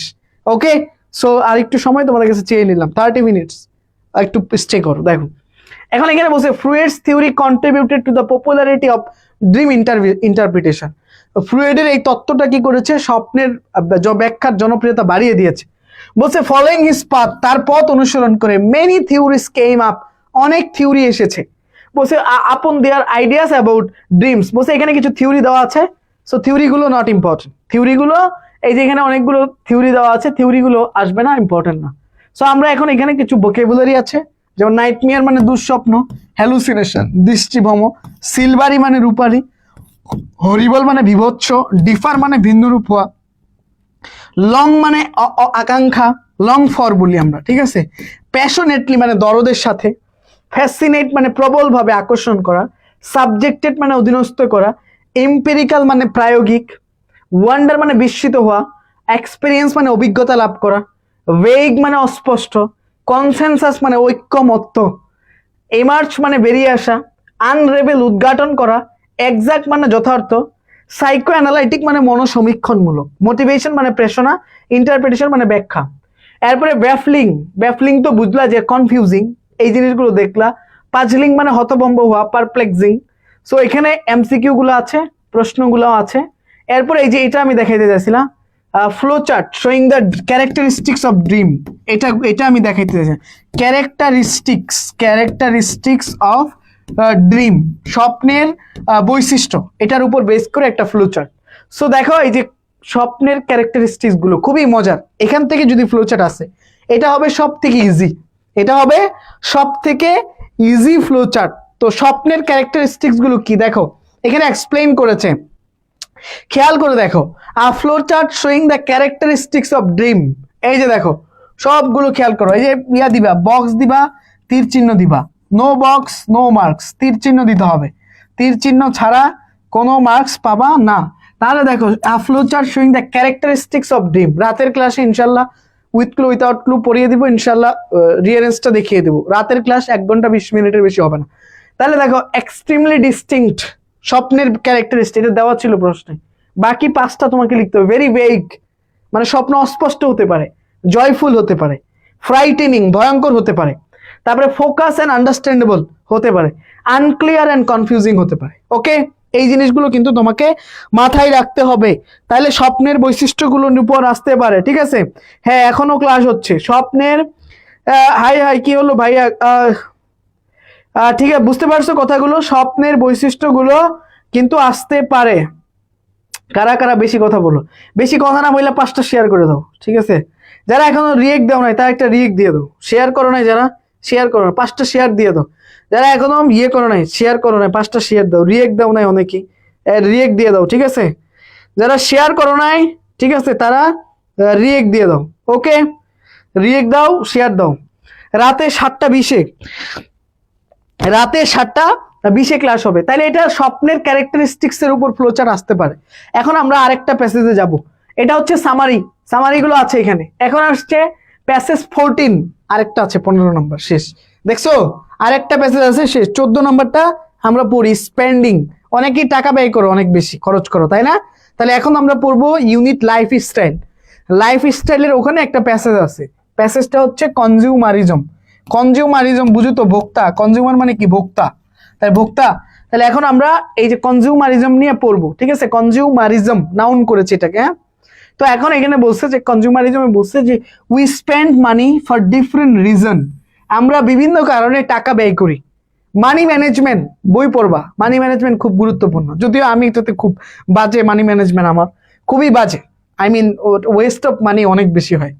এরপর বলছে উই বাই ফুড, আমরা খাবার কিনি, ক্লোথ পোশাক কিনি, এভরিডে ইসেনশিয়াল নিত্য প্রয়োজনীয় জিনিস প্রত্যেক দিনে সেটা কিনি, পে ফর ডিফারেন্ট সার্ভিসেস বিভিন্ন সার্ভিসের জন্য টাকা পে করি, এন্টারটেইন পিপল মানুষকে বিনোদন দেই, ট্রাভেল টু প্লেসেস বিভিন্ন প্লেসে ভ্রমণ করি, হেল্প আদার্স ইন নিড যারা তাদের অভাবে আছে, ইন নিডে আছে তাদেরকে হেল্প করি, অর ইনভেস্ট ইন বিজনেসে ইনভেস্ট করি, দাস স্পেন্ড মানি এভরিডে প্রত্যেক দিন টাকা ব্যয় করি। In fact spending is part of our life, spending হচ্ছে আমাদের জীবনের একটা পার্ট। এখন বলছে স্পেন্ডিং মে মেক আস হ্যাপি, বলছে অনেক সময় স্পেন্ডিং কি করতে পারে আমাদেরকে হ্যাপি করতে পারে অথবা আনহ্যাপিও করতে পারে। এখন ভাইয়া আমি টাকা দিয়ে একটা জিনিস কিনছি, আমি কি আনহ্যাপি হওয়ার কি কোনো সুযোগ আছে? আছে তো। যদি আমার জিনিসটা ভালো না হয়, জিনিসটার কোনো প্রয়োজন না হয়, তখন আমার কি আনহ্যাপি লাগবে না? তাইলে দেখো বলছে যে unhappy or unhappy depending on how and why we spend, বলছে নির্ভর করে যে আমরা কেন এবং কিভাবে স্পেন্ড করলাম। ফর এক্সাম্পল ধরো যে একটা তুমি মোবাইল কিনলা, হ্যাঁ, ধরো যে মোবাইলটা এখন নষ্ট বা ভালো সার্ভিস দিচ্ছে না, তা তুমি কি টাকা স্পেন্ড করার পরে তুমি তো আনহ্যাপি হবা, তাই না? সেম আমিও কিন্তু আনহ্যাপি। আমি একটা মোবাইল নিয়েছিলাম কি বলে 16 Pro Max, নেওয়ার পরে আমি এখন 1 বছর থেকে চালাচ্ছি, তা আমি এখন এটা নিয়ে আনহ্যাপি, বিকজ ওখানে আমার 1.5-2 লাখ টাকা ওয়েস্ট জাস্ট, ঠিক আছে? বিকজ এটা তো একটা আনহ্যাপিটা কেনার পরেও, যাই হোক যদি কারণ এটা আমার কোনো কাজে লাগতেছে না।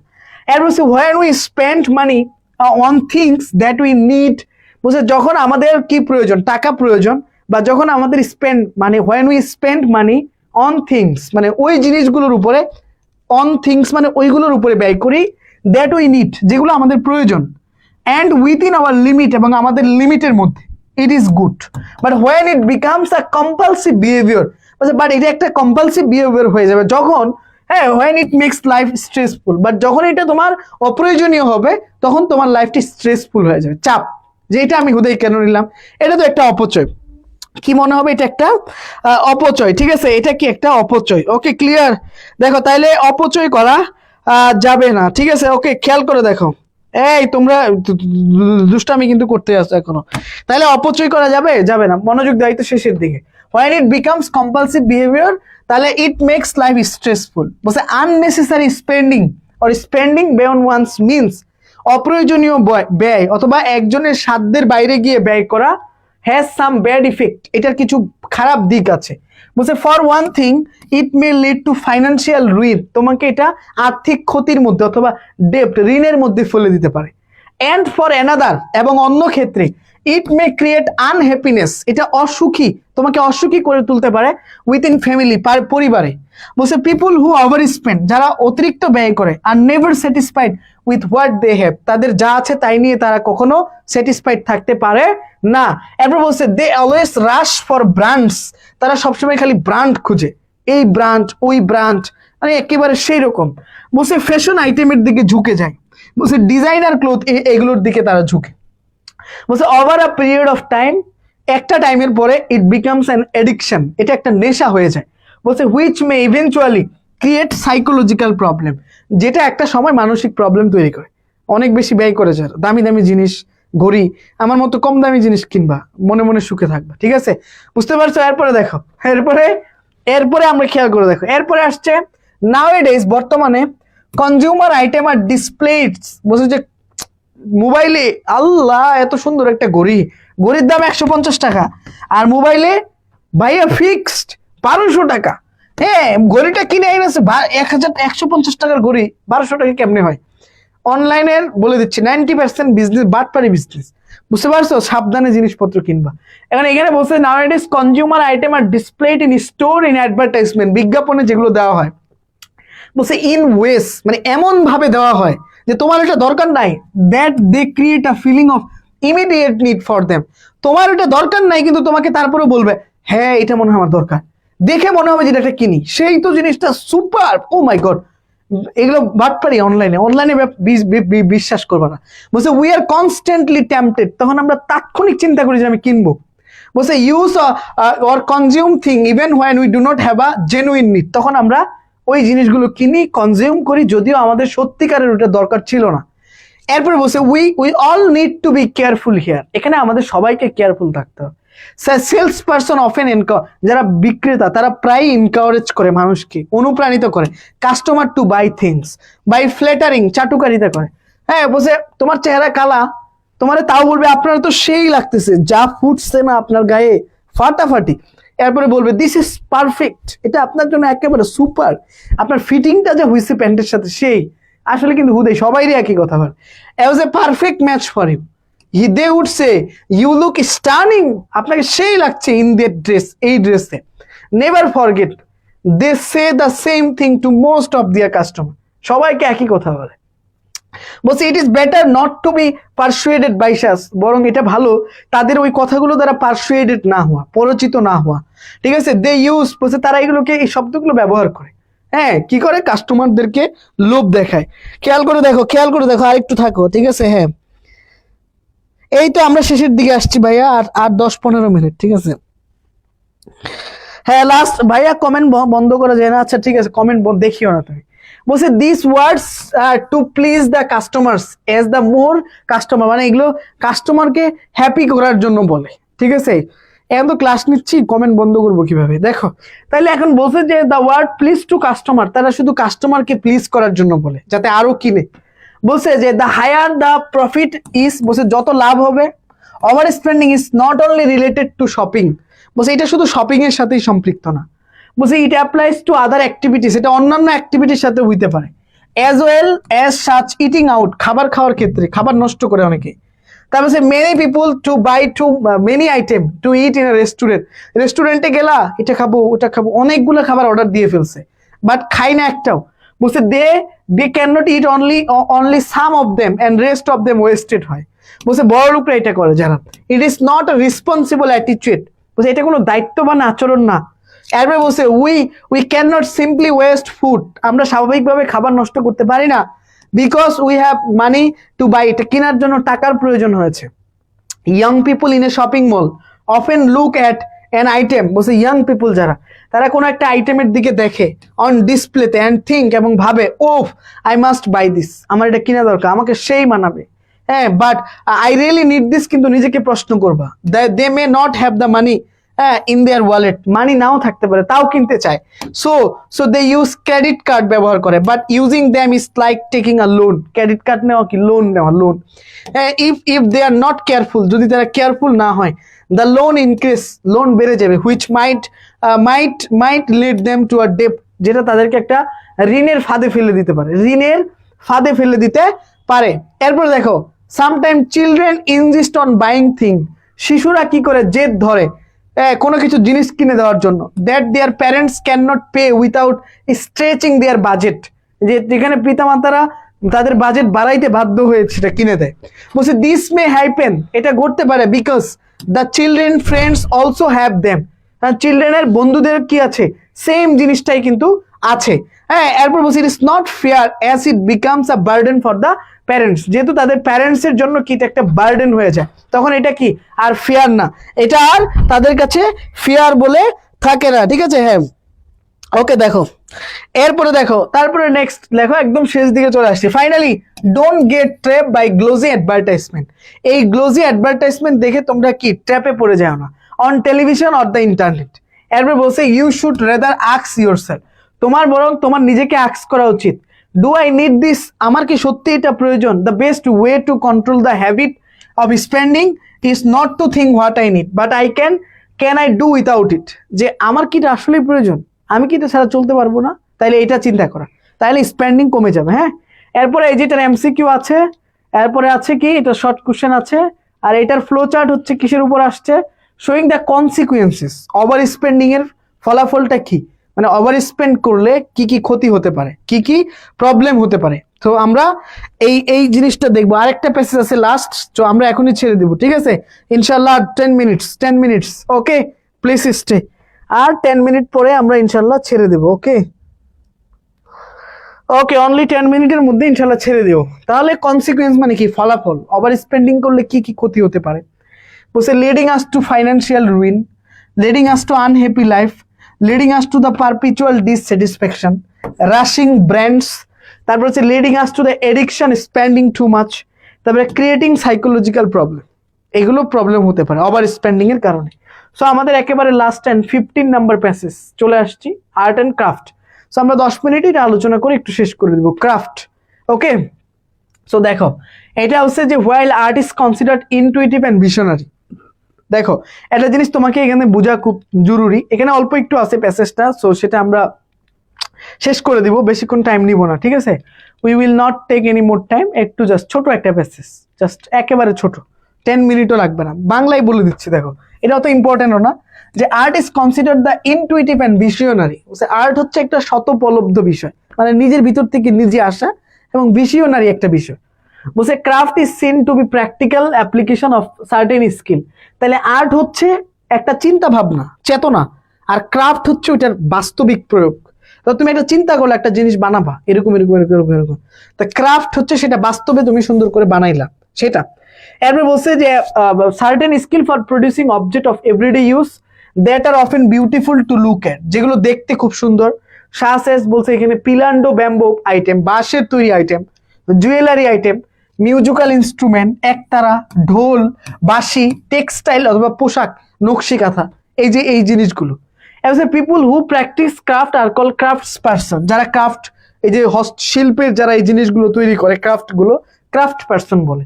বলছে অথবা আর্টিসান বলে, এটা অনেক সময় আসে, এটা বিভিন্ন পরীক্ষায় আসে। বলছে who pick up their skill under the guidance of older and more experience artisan, মানে যারা জুনিয়র আছে তারা ওল্ডারদের অভিজ্ঞতা নেয়, তাদের কাছে প্র্যাকটিস করে তারা কি করে এগুলো শিখে। হ্যাঁ দেখো এর নেক্সট ক্লাস হচ্ছে 7:20, নেক্সট ক্লাস হচ্ছে 7:20, ঠিক আছে?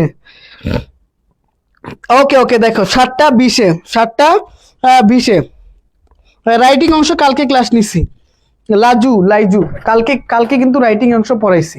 সো আমরা আর 5-7 মিনিটের মধ্যে শেষ করে দেবো। অ্যান্ড হচ্ছে 7:20 হচ্ছে উইথ ক্লু উইথাউট ক্লু আর rearrange last class. Okay, first পেপারের লাস্ট ক্লাস। দেখো তাহলে এখন আমরা এটা বলছি আর্টিসান, বলছে the training they receive is, বলছে দাস জব আর্টিসান, মানে হচ্ছে এটা বুঝেছে ক্রাফট, ওই যে কুমোর পাড়া, তারপরে কামার পাড়া, তোমরা এগুলো দেখো না, জুনিয়র ছেলে মেয়েরা বাবার কাছ থেকে শিখে, মানে উত্তরাধিকারী সূত্রে তারা এগুলো শিখে তারা এগুলো প্র্যাকটিস করে, অ্যাপ্লাই করে।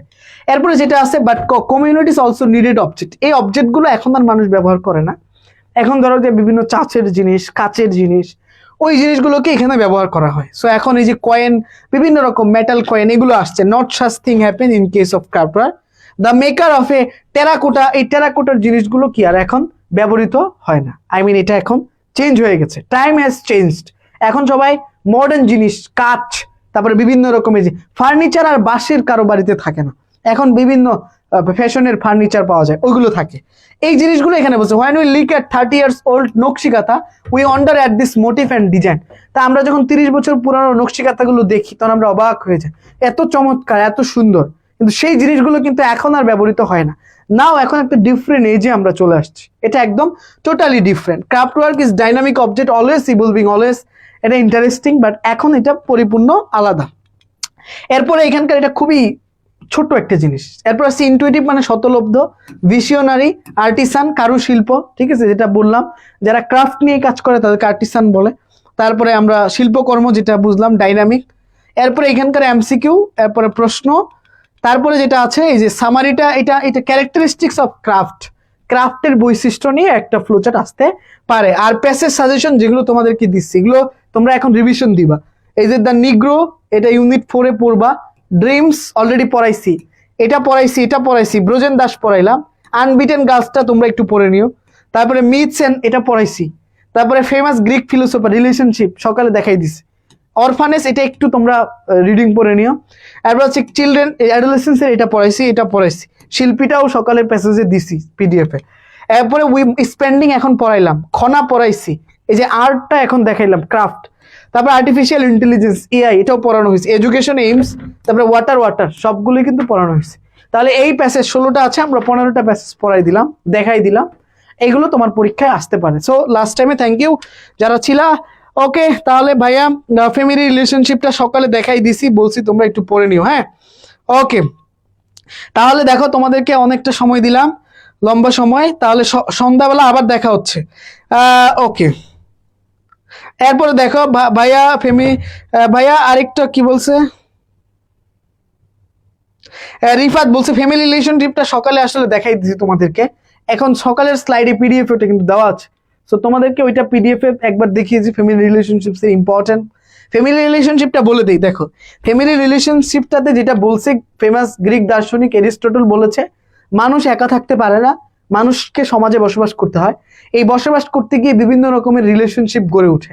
ফর এক্সাম্পল এটা পারিবারিক হয়, একটা বিয়ের মাধ্যমে হয়, আবার সামাজিক সম্পর্ক সোশ্যাল রিলেশনশিপ হয়, আবার কারোর সাথে আর্থিক ব্যবসায়িক সম্পর্ক হয় এইরকম।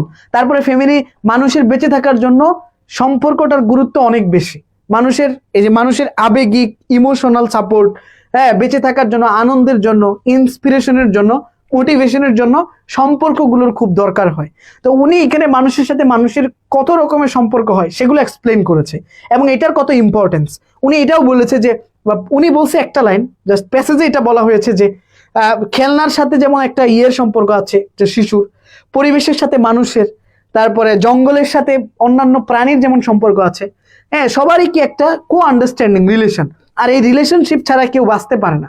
আবার সম্পর্ক কিভাবে গড়ে ওঠে, ধরো যে তুমি অফিসে চাকরি করলে, একজনের সাথে পরিচয় হইলো, সেটা অফিসিয়াল রিলেশন ছিল, সেটা আবার তোমরা একটা বাসা নিলা, তখন আবার এটা সামাজিক রিলেশন হয়ে যায়। তারপরে আবার অনেক সময় এটাও বলে নাই ইয়ং চিলড্রেনদের প্রেম ভালোবাসা, আবার এটা বলে নাই প্যাসেজে, এটা তোমরা বললো, এটা বানাইছো। তো এরকম রিলেশন মানে এক কথায় হিউম্যান লাইফে রিলেশনশিপের যে ইম্পর্টেন্ট, এটা সামারি আসতে পারে খুবই গুরুত্বপূর্ণ সামারির জন্য। তো তোমরা ওই রিলেশনশিপ প্যাসেজটা খুব ভালোভাবে সামারির জন্য পড়বা, একেবারে মনোযোগ দিয়ে পড়বা, যাতে তুমি 100% কমন পেয়ে যাও। ওকে, তাহলে থ্যাংক ইউ, তোমরা অনেক সময় দিয়েছো। কারো কোনো কোশ্চেন আছে? সবকিছু ক্লিয়ার হয়ে গেল? হ্যাঁ Mainul thank you, thank you. জি ভাইয়া এটা তো পড়ানো শেষ। হ্যাঁ তারপরে আমরা বলছি স্যার 25দের জন্য এগুলো ভাইয়া ক্লাসগুলোর পিডিএফ তো দেওয়া আছে পেজে, থ্যাংক ইউ। অ্যান্ড 7টা 20-এ আবার দেখা হচ্ছে, একটু পরে আমি আসতেছি তোমাদের সাথে, 7টা 20-এ আমি আসছি, ঠিক আছে? ওকে, তাহলে 7টা 20-এ আবার দেখা হচ্ছে।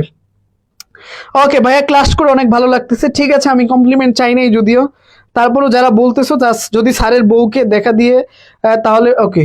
তারপরে কি ভাইয়া ক্লাস ওকে ভালো লাগছে, ঠিক আছে, ধন্যবাদ ভাইয়া। ইমেল সাজেশন কালকে দিয়েছি, সাজেশন দিয়েছি, থ্যাঙ্কস ভাইয়া। স্যার আমি তো ক্লাসটা মিস করছি, আবার দেখে নিও, অনেক ভালো ছিল ক্লাসটা, থ্যাংক ইউ। ক্লাস করতে ওকে, ঠিক আছে, থ্যাঙ্কস। সন্ধ্যায় দেখা হচ্ছে 7টা 20-এ, ভালো থেকো। ওকে, পড়তে বসো, যাও যাও সবাই পড়তে বসো, আসসালামু আলাইকুম, যাও পড়তে বসো সবাই। ওকে ওকে।